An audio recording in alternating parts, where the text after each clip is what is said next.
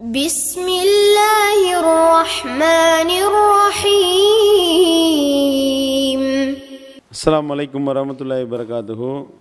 எல்லாம் அல்ல அல்லாஹ்வின் நல்லடியார்களே, சகோதர சகோதரிகளே, அல்லாஹ் நமக்கு வழங்கியிருக்கக்கூடிய இந்த இஸ்லாமிய மார்க்கத்தை அதனுடைய தூய்மையான வடிவத்தில் அறிந்து கொள்ள வேண்டும் என்ற பேராவலோடு தமிழ்நாடு தௌஹீத் ஜமாத் ரியாத் மண்டலம் சார்பாக நடைபெறக்கூடிய இந்த சிறப்பு சொற்பொழிவு நிகழ்ச்சியில் நாம் எல்லாம் இங்கே ஒன்று கூடியிருக்கின்றோம்.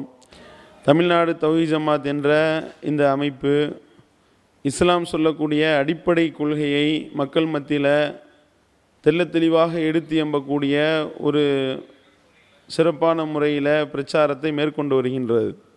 அல்லாஹ்வுடைய மகத்தான கிருபையால் நபிகள் நாயகம் ஸல்லல்லாஹு அலைஹி வஸல்லம் அவர்கள் எப்படி இந்த மார்க்கத்தை மக்கள் மத்தியில் அறிமுகப்படுத்தினார்களோ, அல்லாஹ் தன்னுடைய திருமறையில் இந்த மார்க்கத்தை எத்தகைய விதத்தில் அறிமுகப்படுத்தி உள்ளானோ அதை அப்படியே மக்கள் மத்தியில் எடுத்து எம்பக்கூடிய பணியை தமிழ்நாடு தௌஹீத் ஜமாத் செய்து வருகின்றது. இதனுடைய பிரதான பிரச்சாரமே வஹியை தவிர வேறு எதையும் பின்பற்றக்கூடாது, வஹியை மட்டும்தான் பின்பற்ற வேண்டும், வஹி அல்லாததை நாம் பின்பற்றுவோமேயானால் அது நம்மளை வழிகேட்டில் கொண்டு போய் விட்டுவிடும் என்பது தான் தௌஹீத் ஜமாத்தினுடைய பிரதான பிரச்சாரம். இந்த பிரச்சாரத்தை நாம் மக்கள் மத்தியில் செய்யும் பொழுது வஹி அல்லாததை பின்பற்றக்கூடியவர்கள் அனைவருக்கும் மிகப்பெரிய அளவுக்கு இதற்கு எதிர்ப்பு தெரிவிக்கக்கூடிய ஒரு நிலையை நம்ம பார்க்கின்றோம். ஏன் வஹியை மட்டுமே பின்பற்றுங்கள் என்று சொல்வது ஏன் அவர்களுடைய உள்ளத்தை புண்படுத்துது? அது ஏன் அவர்களால் ஜீரணிக்க முடியலை அப்படின்னா, வஹி அல்லாதை அவர்கள் பின்பற்றி வருகின்றார்கள். இப்போ திருடர்கள் ஜாக்கிரதைன்னு போர்டு போட்டால் அது திருடர்களுக்குடைய உள்ளத்தை பாதிக்கும். அந்த மாதிரி வஹி அல்லாத பின்பற்றுறது வழிகேடுன்னு சொன்னால் உடனே அவங்கெல்லாம் குதிக்கிறாங்க, எப்படி எங்களை திட்டுறீங்க, அப்போனா என்ன அர்த்தம்? அப்போ வஹி அல்லாத நாங்கள் பின்பற்றிக்கிட்டு இருக்கிறோம், எங்களை எப்படி குறை சொல்கிறீங்க என்ற ரீதியில் தான் இவர்கள் கேள்விகளை எழுப்புகின்றார்கள். வஹி அல்லாதது வழிகேடு என்பதை அல்லாஹ் தன்னுடைய திருமறையில் தெளிவுபடுத்தி விட்டான். நபிகள் நாயகம் ஸல்லல்லாஹு அலைஹி வஸல்லம் அவர்களுக்கு அல்லாஹ் வழங்கிய போதனைகளில் பிரதானமானது உனக்கு அருளப்பட்டதை மட்டுமே நீ பின்பற்ற வேண்டும். இதைத்தான் அல்லாஹ் நபிகள் நாயகம் ஸல்லல்லாஹு அலைஹி வஸல்லம் அவர்களுக்கு போதனையாக சொல்லி காட்டியிருக்கின்றான். மனித குலத்திற்கு வழங்கிய அறிவுரைகளில் பிரதான அறிவுரையும் முதலாவதான அறிவுரையுமாக இந்த வஹியை மட்டும்தான் பின்பற்ற வேண்டும் என்ற அறிவுரை தான் ஃபஸ்ட்டு அப்படின்றத நம்ம திருமறை குர்ஆன்லையும் நம்ம பார்க்கின்றோம். ஆதம் அலைஹிஸ்ஸலாம் அவர்களை அல்லாஹ் படைத்தான். அவர்களுக்கு பணியை சொல்லி மலக்குமார்களையும் ஷைத்தானையும் சொல்லும் பொழுது ஷைத்தான் பணியை மறுத்து விட்டான். அப்போ ஆதம் அலைஹிஸ்ஸலாம் அவர்களுக்கு அல்லாஹ் ஒரு சோதனையும் விட்டான். இந்த மாதிரி இந்த லா தக்கர்பு ஹாதிஹி ஷஜரா, இந்த மரத்தை நீங்கள் நெருங்காதீங்க என்று அல்லாஹ் சொன்னான். ஆனால் ஷைத்தான் வழியெடுத்து அந்த மரத்தை நெருங்க வைத்து விட்டான். அப்போ அல்லாஹ் அவர்களை இந்த பூமிக்கு அனுப்பும் பொழுது அல்லாஹ் மனித குலத்திற்கு சொன்ன முதல் அறிவுரையை என்ன?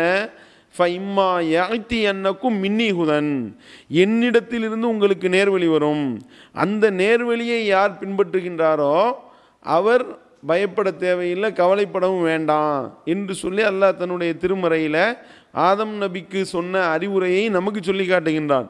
அப்போ ஆதம் நபிக்கு அல்லாஹ் சொன்ன அறிவுரை, ஃபஸ்ட்டு அறிவுரை என்ன? என்னிடத்திலிருந்து வரக்கூடிய வஹி செய்தியை மட்டும்தான் நீ பின்பற்ற வேண்டும். இப்போ வஹி அல்லாததெல்லாம் பின்பற்ற வேண்டும் என்று சொல்லக்கூடியவர்கள் இருக்கின்றார்களே, சஹாபாக்களை பின்பற்ற வேண்டும், இமாம்களை பின்பற்ற வேண்டும். சஹாபாக்களுக்கு தெரியாது, உங்களுக்கு தெரிந்து விட்டதா? இமாம்கள் எவ்வளவு ஹதீஸ்களை கரைத்து குடித்திருக்கின்றார்கள், அவங்களுக்கு தெரியாதெல்லாம் உங்களுக்கு தெரிந்து விட்டதா என்றெல்லாம் யாரெல்லாம் கேள்வி கேட்கின்றார்களோ அவர்களுக்கு அல்லாஹ் பதிலடி கொடுக்கக்கூடிய விதத்தில் தான் இந்த வசனத்தை இறக்கியிருக்கிறான். ஏன்? சகாபாக்களுக்கு தெரியாது, உங்களுக்கு தெரிந்து விட்டதா, வஹியை மட்டும்தான் பின்பற்றணுன்றீங்க, சகாபாக்கள் செய்கிறது மார்க்கம் என்று யாரெல்லாம் சொல்கின்றார்களோ அவர்களுக்கு இந்த வசனத்தில் பதிலடி இருக்கின்றது. ஆதம் அலைஹிஸ்ஸலாம் அவர்களுக்கு தெரியாது, உங்களுக்கு தெரிஞ்சிருச்சா? இப்படி கேள்வி கேட்கலாம்ல. ஆதம் நபிக்கு அல்லாஹ் எந்த அளவிற்கு சிறப்பை கொடுத்திருந்தான், இந்த உலகத்தில் உள்ள அனைத்து பொருள்களுடைய பெயரையும் அவருக்கு அல்லாஹ் கற்றுக் கொடுத்திருந்தான். அல்லாஹ் தன்னுடைய திருமறையில் தெளிவுபடுத்துகிறான். அப்போ ஆதம் அலைஹிஸ்ஸலாம் அவர்களுக்கு இந்த உலகத்தில் உள்ள அனைத்து பொருள்களுடைய பெயரையும் அல்லாஹ் கற்றுக் கொடுத்திருக்கின்றான் என்றால் அப்போ எந்த அளவுக்கு இல்மு அல்லாஹ் கொடுத்துருப்பான். நமக்கு இருக்கக்கூடிய மூளையினுடைய அந்த செய்திகளை நம்ம பெற்றிருக்கிறோம்ல, இந்த மூளையெல்லாம் ஆதம் அலைஹிஸ்ஸலாம் அவர்களுடைய ஜீன்லேருந்து கடத்தப்பட்டதனுடைய லட்சத்தில் கோடியில் ஒரு பங்கு தான். அதுலேயே இவ்வளவு சிந்திக்கிறோமே, அப்போ ஆதம் அலைஹிஸ்ஸலாம் அவர்களுடைய மூளை எவ்வளவு சிந்தனைக்குரிய ஒரு சிறப்பான ஒரு இல்மை பெற்றவராக, இல்மை பெற்ற மூளையாக இருந்திருக்கும். சிந்திக்கணுமா இல்லையா? அப்படி சிறப்பான இல்மை அல்லாஹ்விடத்திலிருந்து நேரடியாக பெற்றவர்கள்.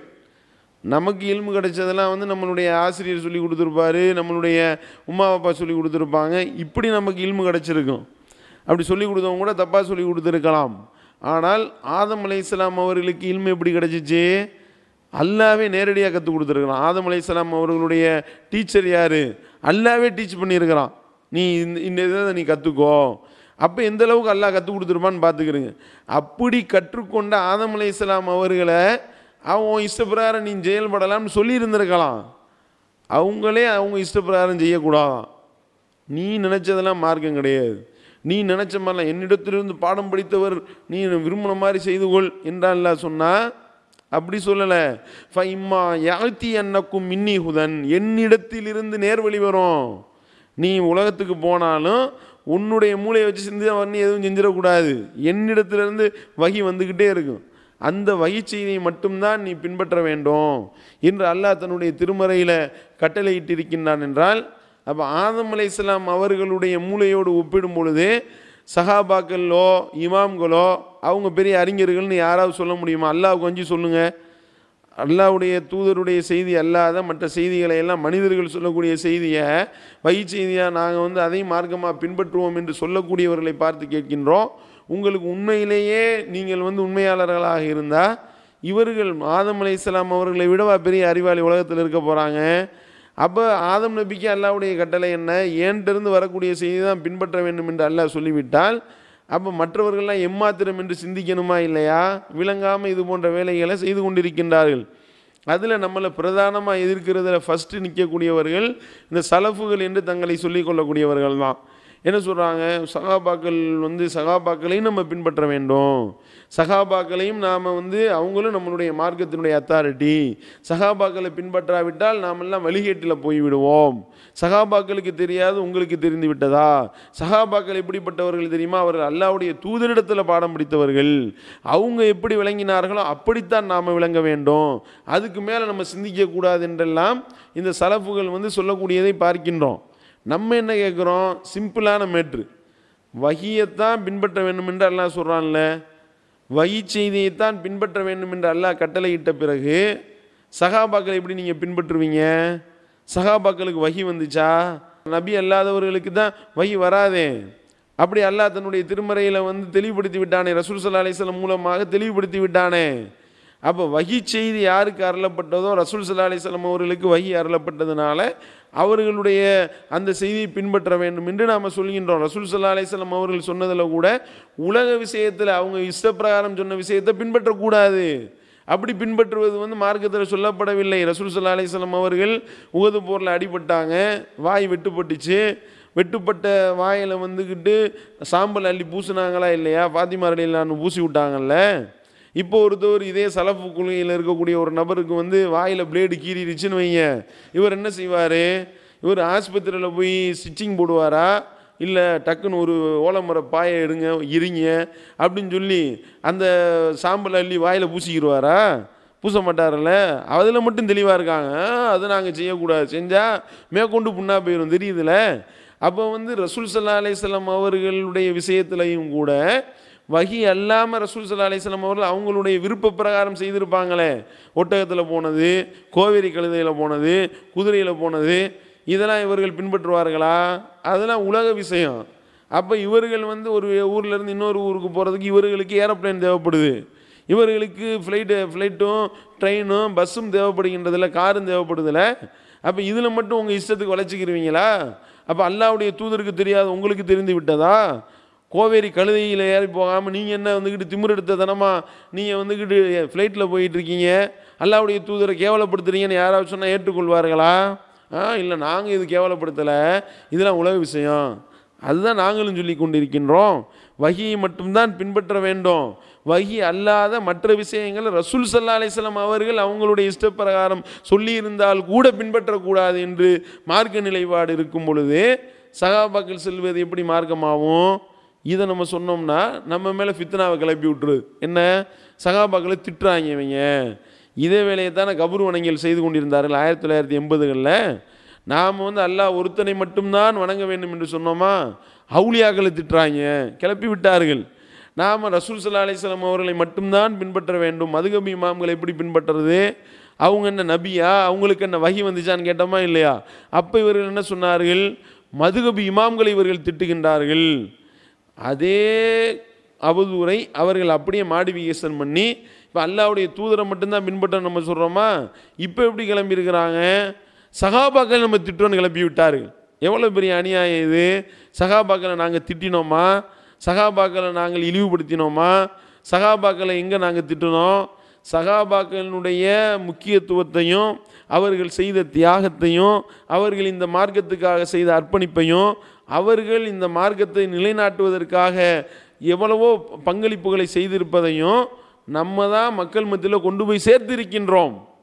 தமிழ்நாடு தௌஹீத் ஜமாத் வந்த பிறகு தான் இந்த செய்தியெல்லாம் மக்கள் மத்தியில் போயிருக்கின்றது. மறுக்க முடியுமா? யாரெல்லாம் சஹாபாக்களை நாங்கள் திட்டுவதாக எங்கள் மேலே குற்றச்சாட்டு வைக்கின்றீர்களோ, அல்லாஹ் கொஞ்சம் நீங்கள் யோசனை பண்ணுங்கள். நாங்கள் வந்து பிரச்சாரம் பண்ணுறதுக்கு முன்னாடி சஹாபாக்களை பற்றி இந்த மக்களுக்கு தெரிந்ததா? சொல்லுங்கள் பார்ப்போம்.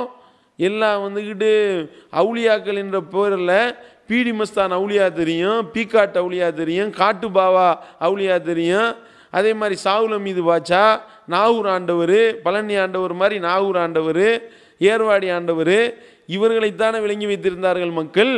தௌஹீத் ஜமாத்தினுடைய எழுச்சி பிரச்சாரம் மக்கள் மத்தியில் எடுத்து எம்பப்பட்ட பிறகு தானே முஸஅப் பின் உமைர்னா யாரு தெரிந்தது, காப் பின் மாலிக்னா யாரு தெரிந்தது, முஆதுனா யாரு தெரிந்தது, அதே மாதிரி இன்னும் பிற அபு தல்ஹானா யாரு, அபு ஹுரைரானா யாரு, எல்லா விஷயம் எப்போ தெரிஞ்சது? அப்துர் ரஹ்மான் இப்னு அவுஃப் என்றால் யார், இதெல்லாம் முன்னாடி தெரியுமா? புகாரி ஹதீஸ் நூல் கூட தெரியாதேங்க சமுதாயத்துக்கு, முஸ்லீம் சமுதாயத்துக்கு. புகாரினா என்ன விளங்கி வைத்திருந்தார்கள்? புகாரி தெரியுமா அப்படின்னு கேட்டால் தெரியுமே, சென்னையில் உள்ள ஒரு பிரபலியமான ஹோட்டல், அது திங்கிறத பற்றி தான் தெரியும். புகாரி ஹோட்டலை பற்றி தான் தெரிஞ்சு வைத்திருந்தார்கள். புகாரி ஹதீஸ் நூலை பற்றி எங்கே தெரிஞ்சு வைத்திருந்தார்கள்? கொஞ்சம் சிந்தனை பண்ணி பாருங்கள். அப்போ நாங்கள் ரசூல் நபி தோழர்களை திட்டுகின்றோம் என்று சொல்லுவது எங்கள் மேலே சொல்லக்கூடிய அபாண்டம் இல்லையா, அவதூறு இல்லையா? நாங்கள் என்ன செய்கிறோம்? நீங்கள் நபி தோழர்களை பின்பற்ற வேண்டும் என்று சொல்கிறீங்க. அப்படி பின்பற்ற வேண்டும் என்று சொல்லும் பொழுது அல்லாஹ்வுடைய தூதராக நபி தோழர்களான்னு வரும் பொழுது நபி தோழர்கள் இல்லை, நபிகள் நாயகம் ஸல்லல்லாஹு அலைஹி வஸல்லம் அவர்களை தான் பின்பற்ற வேண்டும். இதைத்தானே நாங்கள் பிரதானமாக சொல்லி கொண்டிருக்கின்றோம். அதுக்காக தான் என்ன கேட்குறோம்? நபி தோழரை நீங்கள் பின்பற்றணும்னு சொல்கிறீங்கல்ல, நபி தோழர்களைத்தான் பின்பற்றினால்தான் நேரு வழின்னு சொல்கிறீங்கல்ல, அவங்க மார்க்கத்துக்கு முரணான பல ஃபத்வாக்களை கொடுத்துருக்குறாங்க, மார்க்கத்துக்கு முரணான நிறைய வேலைகளை செஞ்சுருக்கிறாங்க. அந்த அடிப்படையில் நம்ம நபித்தோழர்களை பின்பற்றக்கூடாது. இதுக்கு தான் சொல்கிறோம். நீங்கள் அவர்களை பின்பற்ற வேண்டும் என்று நீங்கள் இழுத்து விட்றீங்க. அப்போ இழுத்து விடும்போது நம்ம என்ன செய்கிறோம்? இல்லைங்க, அவர் அவங்கள பின்பற்றுவதற்கு தகுதியானவர்கள் கிடையாது, அவங்க செஞ்ச தியாகமோ அவங்க செஞ்ச அர்ப்பணிப்போ அவங்களுடைய அந்த இன்வால்மெண்ட்டோ அவங்களுடைய இறையச்சமோ அவங்களுடைய உள தூய்மை அளவுக்கோ நம்ம வர முடியாது. அதை நம்ம மறுக்கலை. ஆனால் அவர்கள் செய்தது மார்க்க அடிப்படையில் அவர்களை பின்பற்றலாமா? இதுதான் கேள்வி. இதை நாம் சிந்திக்கணுமா இல்லையா? எத்தனையோ நபித்தோழர்களுடைய செயல்பாடுகள், அந்த செயல்பாடுகள் மார்க்கத்துக்கு முரணான வகையில் அமைந்திருக்கின்றது. நீங்கள் சொல்கிறீங்கல்ல, நபித்தோழர்களை எங்களை பின்பற்ற சொல்கிறீங்க, எல்லாரும் பின்பற்ற வேண்டும் என்று சொல்கிறீங்க. நபித்தோழர்களை வேற நபித்தோழர்கள் பின்பற்றினார்களா? அதை சிந்திக்கணுமா இல்லையா? இப்போ ஒரு விஷயத்தில் முடிவு எடுக்கணும். இந்த முடிவு எப்படிங்க, இது என்ன முடிவு எடுக்கிறது மார்க்க அடிப்படையில்னு கேட்கும் பொழுது, ஒரு நபித்தோழர் சொன்னதை கேட்டாங்களா, அல்லது சக நபித்தோழர்கள் சொன்னதை கேட்டாங்களா, அல்லது ரசூல் ஸல்லல்லாஹு அலைஹி வஸல்லம் அவர்கள் சொன்னதை கேட்டார்களா? சிந்திச்சு பாருங்க. இப்னு உமர் ரலியல்லாஹு அன்ஹு அவங்களுடைய செய்தியை எடுங்க. திருமிதியில் இடம்பெறக்கூடிய ஆதாரபூர்வமான செய்தி 753வது செய்தியாக இடம்பெற்றிருக்கின்றது. இப்னு உமர் ரலியல்லாஹு அன்ஹு அவங்களிடத்தில் ஒரு சிரியாவாசி போய் கேட்குறாரு, தமத்து என்ற ஒரு ஹஜ்ஜு முறை இருக்கிறது. நபிகள் நாயகம் ஸல்லல்லாஹு அலைஹி வஸல்லம் அவர்கள் தமத்து என்ற ஒரு ஹஜ்ஜு முறையை அறிமுகப்படுத்தி இருந்தார்கள். 3 விதமான ஹஜ்ஜு முறை மார்க்கத்தில் அனுமதி இருக்குது. அதில் ஒரு விதமானது என்ன? தமத்துனா ஜாலியாக இருக்கிறது. அதாவது இஹ்ராம் கட்டி உம்ரா செய்து விட்டு இஹ்ராமிலிருந்து விடுபட்டு விட்டு துல்ஹஜ் பிற 8ஆம் நாள் மினாவிலிருந்து ஹஜ்ஜுடைய கிரைகளை செய்வதற்காக இஹ்ராம் அணிவது. இதுக்கு இடைப்பட்ட நேரத்தில் இஹ்ராமில் இல்லாமல் ஜாலியாக இருந்து கொள்வதற்கு பேர் தான் தமத்து. இந்த தமத்து முறையை நபிகள் நாயகம் ஸல்லல்லாஹு அலைஹி வஸல்லம் அவர்கள் அங்கீகரித்து இருக்கின்றார்கள். அல்லாஹ்வும் குர்ஆனில் சொல்லி காட்டுறான். தமத்து முறையில் ஹஜ்ஜு செய்யலாம் என்பதை அல்லாஹ்வும் குர்ஆனில் சொல்லி காட்டுகின்றான். திருமறை குர்ஆனுடைய வசனங்களும் இருக்கின்றது. ஆனால் உமர் ரலியல்லாஹு அன்ஹு என்ன செஞ்சாங்க, தமத்து ஹஜ்ஜு செய்கிறத வந்து தடை செய்து விட்டார்கள். ஹதீஸ்களில் பார்க்குறோம். அப்போ வந்து இப்னு உமர் ரலியல்லாஹு அன்ஹு அவங்களிடத்துல போய் ஒரு சிரியாவாசி கேட்குறாரு. யார்? இப்னு உமர். யார்? உமர் ரலியல்லாஹு அன்ஹுடைய மகன். அவங்களிடத்துல போய் கேட்குறாங்க, இப்னு உமரே, தமத்து ஹஜ்ஜு செய்கிறதுக்கு மார்க்கத்தில் அனுமதி இருக்கும் பொழுது உங்கள் வாப்பா தமத்து ஹஜ்ஜு செய்கிறது ஹராம்னு ஆக்கி வச்சுருக்காரு. இப்போ தமத்து ஹஜ்ஜு கூடுன்றீங்களா கூடாதுன்றீங்களா, என்ன சொல்கிறீங்க அப்படின்னு யார் கேட்குறா? இப்னு உமர்கிட்ட போய் உங்கள் வாப்பா தமத்து ஹஜ்ஜை தடை செஞ்சுருக்கிறாரே, இது குறித்து நீங்கள் என்ன சொல்கிறீங்கன்னு கேட்குறாங்க. இந்த கேள்வியை இப்போ இருக்கக்கூடிய சலஃபுகளிடத்தில் சொன்னால் என்ன சொல்லுவீங்க? இப்னு உமர் ரலியல்லாஹு சொல்லிட்டா மாற்று கருத்து இல்லை, உமர் ரலியல்லாஹு தமத்து ஹஜ்ஜு ஹராம்ட்டாரா, ஹராம் தான் என்று தானே நீங்கள் சொல்லுவீங்க. ஏன் உமர் ரலியல்லாஹுக்கு தெரியாததா? ஹுலஃபாய ராஷிதீன்களில் ஒரு ஆள் இல்லை, நேர்வழி பெற்ற ஹலிஃபாக்களில் ஒரு ஆளாக இருக்கக்கூடிய உமர் ரலியல்லாஹு சொல்கிறது தான் கரெக்டு என்று சொல்வீர்களா இல்லையா? ஆனால் இப்னு உமர் ரலியல்லாஹு என்ன சொன்னாங்க தெரியுமா? தமத்து ஹஜ்ஜு செய்யணுமா கூடாதான்னு கேட்குறியா? சரி வா, நான் ஒரு கேள்வி கேட்குறேன், அதுக்கு நீ பதில் சொல்லு, அதிலே இருந்தே உனக்கு உன்னுடைய கேள்விக்கு உண்டான பதில் கிடைக்கும்னு உமர் ரலியல்லாஹு அவர்களுடைய செய்தியை பற்றி இப்னு உமர் சொல்கிறார். என்ன சொல்கிறாரு? இப்போ வந்து நான் ரசூல் ஸல்லல்லாஹு அலைஹி வஸல்லம் அவர்கள் ஒரு விஷயத்தை அங்கீகரிச்சிருக்கிறாங்க, அனுமதி கொடுத்துருக்குறாங்க. ஆனால் என்னுடைய வாப்பா அந்த விஷயத்தை செய்ய தடுக்கிறாரு. இப்போ நான் வந்து எங்கள் வாப்பா சொல்கிறத கேட்கவா அல்லது ரசூல் ஸல்லல்லாஹு அலைஹி சொல்கிறத கேட்கவான்னு கேட்டிருக்காரு சிரியாவாசிட்ட. உடனே அந்த சிரியாவாசி சொல்கிறாங்க, அது எப்படி உங்கள் வாப்பா சொல்கிறத எப்படி கேட்க முடியும், ரசூல் ஸல்லல்லாஹு அலைஹி சொல்கிறத தானே கேட்கணும் அப்படின்ட்டுருக்காரு. அதுதான் இதுக்கும் பதில். எங்கள் வாப்பா சொல்கிறத கேட்கக்கூடாது, தமத்து வச்சு தடை செய்ய வச்சுருக்காருன்னா எங்கள் வாப்பாவுடைய சொந்த கருத்து, அதை நான் வந்து ஏற்றுக்கிற மாட்டேன், ரசூல் ஸல்லல்லாஹு அலைஹி வஸல்லம் சொன்னதை தான் கேட்பேன் என்று சொல்லி இப்னு உமர் ரலியல்லாஹு அன்ஹு அறிவிக்கக்கூடிய செய்தி திருமீதியில் 753 செய்தியாக பதிவு செய்யப்பட்டிருக்கா இல்லையா? இதுக்கு இந்த சலஃபுகள் என்ன சொல்கிறீங்க? இப்போ இப்னு உமர் வந்து இஸ்லாத்தை விட்டு வெளியே போயிட்டாரா? சொல்லுங்கள். அப்போ எங்களெல்லாம் காஃபிர்ன்றீங்கல்ல, சஹாபியை பின்பற்றாதவரெல்லாம் காஃபிரு, நீ இஸ்லாத்தை விட்டு வெளியே போயிட்ட, இவன் ஓ மூளை பெருசா இல்லை இவன் சஹாபாக்களுடைய மூளை பெருசா, சஹாபாக்களுடைய மூளையை விட உங்கள் மூளை பெருசாக போச்சான்னு கேள்வி கேட்குறீங்கல்ல. அப்போ என்ன சொல்ல வேண்டும் நீங்கள் சொல்லுங்கள். அப்போ இப்னு உமர் வந்து இஸ்லாத்தை விட்டு வெளியே போயிட்டாருன்னு ஃபத்வா கொடுக்க தயாரா? சொல்லுவார்களா? அப்போ பெத்த மகனே வாப்பாவை பின்பற்ற தயார் இல்லை, நல்லா விளங்கிக்கிறங்க. நீங்கள் எங்களை பின்பற்ற சொல்கிறீங்க. பெத்த மகனே உமர் ரலியல்லாஹு அன்ஹுடைய பெத்த மகனே, அவங்க பெத்த மகன் இப்னு உமர் ரலியல்லாஹு அன்ஹு அவங்களே தன்னுடைய வாப்பாவை பின்பற்ற மாட்டேன்னு டிக்ளேர் பண்ணிட்டார். ஏன் ரசூல் ஸல்லல்லாஹு அலைஹி வஸல்லம் தான் நான் பின்பற்றுவேன்னு சொல்லியிருக்கும் பொழுது நீங்கள் எப்படி எங்களை திணிக்கிறீங்க? உள்ள சிந்திக்கணுமா இல்லையா? இது வந்து உமர் ரலியல்லாஹு அன்ஹுவை கேவலப்படுத்துறதல்ல, நபி ஸல்லல்லாஹு அலைஹி வஸல்லம் அவர்களை கண்ணியப்படுத்துவது. இதை நீங்கள் விளங்கி கொள்ள வேண்டும். அதே மாதிரி பாருங்கள், உமர் ரலியல்லாஹு அன்ஹு அவங்க வந்து பெண்கள் பள்ளிவாசலுக்கு வர்றதை வெறுத்திருக்கிறாங்க. ரசூல் ஸல்லல்லாஹு அலைஹி வஸல்லம் அவர்கள் பெண்களை பள்ளிவாசல் வர்றதற்கு அனுமதி கொடுத்தாங்க. பெண்கள் ஐவேளை தொழுகையிலையும் பள்ளிவாசலுக்கு வந்தாங்க. எல்லாம் தெளிவாக இருக்கா இல்லையா ஹதீஸ்களில்? ஆனால் உமர் ரலியல்லாஹு அன்ஹு அவர்கள் பெண்கள் பள்ளிவாசலுக்கு வர்றதை வெறுத்தாங்க. அப்போ உமர் ரலியல்லாஹு அன்ஹுடைய மனைவி என்ன செஞ்சாங்க? அவங்க பள்ளிவாசலில் தொழுக போயிருக்கிறாங்க. அப்போ உமர் ரலியல்லாஹு அன்ஹுடைய மனைவிட்ட போய் கேட்டிருக்காங்க, உன்னுடைய கணவர் கடுமையான ரோசக்காரராச்சே, பொம்பளைங்க பள்ளிவாசலுக்கு வர்றதை வெறுப்பாரே, நீ என்னம்மா வந்துக்கிட்டு இருக்கிற, உன்னை தடுக்கலையா அவர் அப்படின்னு கேட்டிருக்காங்க. அப்போ உமர் ரலியல்லாஹு அன்ஹுடைய மனைவி சொன்னாங்களாம், அவர் எப்படி என்னை தடுப்பார், பள்ளிவாசலுக்கு வரக்கூடிய பெண்களை நீங்கள் தடுக்காதீர்கள் என்று சொல்லி அல்லாஹ்வுடைய தூதருடைய சொல்லு இருக்கே, அது அவரை தடுத்து விடும் அப்படின்ட்டாங்க. அப்போ உமர் ரலியல்லாஹு அன்ஹுடைய மனைவி உமர் ரலியல்லாஹு அன்ஹுடைய சொல்லி பேச்சு கேட்கலையே, உமர் ரலியல்லாஹு அன்ஹு உங்களுக்கு கட்டுப்படலையே, அவரையும் ஃபத்வா கொடுத்து காஃபிராக்கி விடுங்க. அப்போ உமர் ரலியல்லாஹு அன்ஹு அவர்களை மதிக்காமல் பெண்கள் பள்ளிவாசலுக்கு தொழலாம் என்று சொல்லி பள்ளிவாசலில் போய் தொழுத உமர் ரலியல்லாஹு அன்ஹுடைய மனைவி இஸ்லாத்தை விட்டு வெளியேறி விட்டார்னு ஃபத்வா கொடுக்க தயாரா? சொல்வார்களா? சிந்திக்கணுமா இல்லையா? அதே மாதிரி பாருங்கள், தமத்து ஹஜ்ஜு முறை ஹராம்னு சொன்னது வந்து உமர் ரலியல்லாஹு அன்ஹு மட்டும் சொல்லலை, தடை விதிக்கலை, உஸ்மான் ரலியல்லாஹு அன்ஹு தடை விதிச்சிருக்காங்க. தமத்து ஹஜ்ஜு முறைக்கு உஸ்மான் ரலியல்லாஹு அன்ஹு அவர்களும் தடை விதித்தார்கள். இதை கேட்ட அலி ரலியல்லாஹு அன்ஹு என்ன செஞ்சாங்க தெரியுமா? யாருடைய சொல்லுக்கும் அல்லாஹ்வுடைய தூதருடைய சொல்ல நான் மீற மாட்டேனே, அல்லாஹ்வுடைய தூதரை ஒரு அனுமதி கொடுத்துருக்கும் போது நீ என்ன தடை போடுறது என்று சொல்லி நான் தமத்து ஹஜ்ஜு செய்ய போகிறேன் என்று இஹ்ராம் அணிந்ததாக ஆதாரபூர்வமான செய்தி இருக்கே. மறுக்க முடியுமா? அப்போ நீங்கள் சொல்கிறீங்கல்ல குலஃபாய ராசிதன்களை பின்பற்ற வேண்டும். ஒரு குலஃபாய ராசிதன்களில் ஒருத்தவர் தமத்து ஹஜ் தடை போட்டிருக்காரு, இன்னொருத்தவர் வீம்புக்கு நான் செய்வேன், என்ன யார் தடுப்பா பார்ப்போமா என்று சொல்லி அலி ரலியல்லாஹு அவர்கள் அவங்களுக்கு சவால் விட்டுட்டு போனாங்களே தமத்து ஹஜ் செய்கிறதுக்கு. தெளிவாக வருகின்றதே, மறுக்க முடியுமா? புகாரில் இடம்பெற்றிருக்கக்கூடிய செய்தியை நம்ம பார்க்கிறோம். 1563வது செய்தியாக இது பதிவு செய்யப்பட்டிருக்கு. அதே புகாரி 1569வது செய்தியில் எப்படி வருது? நேராக போகிறாங்க, உஸ்மான் ரலியல்லாஹுன்ட்டே போனாங்களாம். அலி ரலியல்லாஹு போய் தமத்து ஹஜ் தடை போட்டீங்களோ, தமத்து ஹஜ்ஜுக்கு தடையாக போட்டிருக்கீங்க, அல்லாஹ்வுடைய தூதருடைய வழிமுறையை தடுப்பதை தவிர உங்களுக்கு வேற எந்த நோக்கமும் கிடையாது, நான் பண்ணுவேன் தமத்து ஹஜ் என்று சொல்லி செய்தார்களே. அப்போ இந்த சலப்பு கும்பல் அங்கே இருந்தால் அலி ரலியல்லாஹு இஸ்லாத்தை விட்டு வெளியாக்கியிருப்பீங்கல்ல, சிந்திக்கணுமா இல்லையா? அப்போ யார் இது உஸ்மான் ரலியல்லாஹு கேவலப்படுத்துறதா, உமர் ரலியல்லாஹு கேவலப்படுத்துறதா?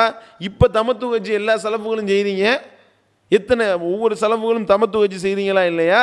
அனுமதி கொடுத்துருக்கீங்கல்ல, அப்போ நீங்கள் கேவலப்படுத்துறீங்களா? அப்போ எல்லாரும் கேவலப்படுத்துறீங்களா? அப்போ நீங்கள் சரியான ஆட்களாக இருந்தால் என்ன செய்ய வேண்டும்? தமத்து ஹஜ் மார்க்கத்தில் ஹராமாக்கப்பட்டு விட்டதுன்னு டிக்ளேர் பண்ணுங்க. நாங்கள் ஒப்புக்கொள்கின்றோம், நீங்கள் உண்மையிலே சகாபாக்களை மதிக்கிறதா நாங்கள் நம்புவோம். அப்போ இஸ்லாத்தை விட்டு வெளியே போயிடுவீங்க, அது வேற விஷயம். அதே மாதிரி தமத்து ஹஜ் செய்வதற்கு மார்க்கத்தில் அனுமதி இருக்கின்றதே, அல்லாஹ் குர்ஆனில் அனுமதிக்கிறானே. அப்போ அந்த குர்ஆன் வசனத்தை தூக்க தயாரா நீங்கள்? சொல்லுங்க பாப்பா, அல்லாஹ்வுக்கு அஞ்சி பேசுங்க. அப்போ உங்களுடைய இஷ்ட பிரகாரம் வளர்ப்பீங்க, எங்களை குறை சொல்லணும், அதுதானே உங்களுடைய பிரதானமான நோக்கமாக இருக்கின்றது. சிந்திச்சு பாருங்க. அப்போ தமத்து ஹஜ்ஜில் இப்படி. அதுக்கடுத்து பார்த்தீங்கன்னா இப்போ ஒளி செய்வதற்கு தண்ணி கிடைக்கல வச்சுக்கிறேங்க. இப்போ நம்ம என்ன செய்ய வேண்டும்? இது பச்சை குழந்தைக்கும் தெரியும், அது நம்ம தயமம் செய்ய வேண்டும் அப்படின்னு நம்ம சொல்லுவோம். தண்ணி இல்லாட்டி தயமம் செய்யணும். தண்ணீர் கிடைக்காத வரை தொலைவே கூடாது அப்படின்னு சொல்லி யார் சொல்லியிருக்கா? உமர் ரலியல்லாஹு ஃபத்வா கொடுத்துருக்காங்க. தயமம் செய்வது மார்க்கத்தில் கிடையாது, தண்ணி கிடைக்கிற வரைக்கும் நம்ம என்ன செய்ய வேண்டும்? தொலைவே கூடாது என்று சொல்லி உமர் ரலியல்லாஹு அவர்கள் சொன்னதாக செய்தி இருக்கா இல்லையா? முஸ்லீமில் 553வது செய்தியாக இந்த செய்தி இடம்பெற்றிருக்கின்றது. உங்களுக்கு திராணி இருந்தால் சலஃபு கொள்கையில் இருக்கக்கூடியவர்களை பார்த்து கேட்குறோம், சஹாபாக்களை நாங்கள் பின்பற்றுவோம், பின்பற்றாவிட்டால் வழிகேடெல்லாம் யாரெல்லாம் சொல்கின்றீர்களோ தயமம் செய்கிறது ஹராம்னு அறிவிக்கணும். இப்போ நீங்கள் அறிவிக்க தயாரா? எந்த அளவுக்குன்னா ரசூல் ஸல்லல்லாஹு அலைஹி வஸல்லம் அவர்கள்ட்ட போய் இது சம்பந்தமாக ஃபத்வாவும் கேட்கப்பட்டிருக்கு. உமர் ரலியல்லாஹு அவர்களும் அம்மார் ரலியல்லாஹு அவங்களும் ஒரு பிரயாணத்தில் போகும்போது 2 பேரும் குளிப்பு கடமையாகி விட்டது. இப்போ 2 பேரும் இப்போ குளிக்கணும், குளிக்கிறதுக்கு தண்ணியை பார்க்குறாங்க, தண்ணியை காணோம். அப்போ என்ன செய்கிறது? தயமம் செய்யணும்னு சொல்லிட்டு இவர் என்ன செய்கிறாரு? அம்மார் ஐடியா பண்ணுறாரு. அதாவது ஒளி செய்கிறதுக்கு தண்ணி இல்லாவிட்டால் தயமம் செய்ய வேண்டும்னு இருக்குது, குளிக்கிறதுக்கு தண்ணி இல்லாட்டா அப்போ என்ன பண்ணுறது? தயமம் பத்தாதே, பேசாமல் மண்ணில் கடந்து உருண்டுருவோன்னு உருளுறாரு. கடந்து உருண்டு தொழுதுடுறாரு. தொழுதுட்டு 2 பேரும் போய் ரசூல் ஸல்லல்லாஹு அலைஹி வஸல்லம் அவர்களை பார்க்கும்போது கேட்குறாங்க, இந்த மாதிரி யார சூழல அப்படி தண்ணி கிடைக்கல, நான் நல்லா உருண்டுட்டேன், எல்லா இடத்துலையும் மண்ணு படணும்ல, ஒளி செய்கிறதுக்கு கையிலையும் மூஞ்சிலையும் அடிக்கிறான், இப்போ இந்த மாதிரி உருண்டேன்னா ரசூல் ஸல்லல்லாஹு அலைஹி வஸல்லம் சிரிச்சிட்டு, ஏன்பா நீ தயமம் செஞ்சால் பத்தாதா, அதுவே போதும்பான்னு சொன்னாங்கன்ட்டு தெளிவான ஹதீஸ் இருக்குது. அப்போ இதை உமர் ரலியல்லாஹு அவர்கள் மறுக்கிறாங்க.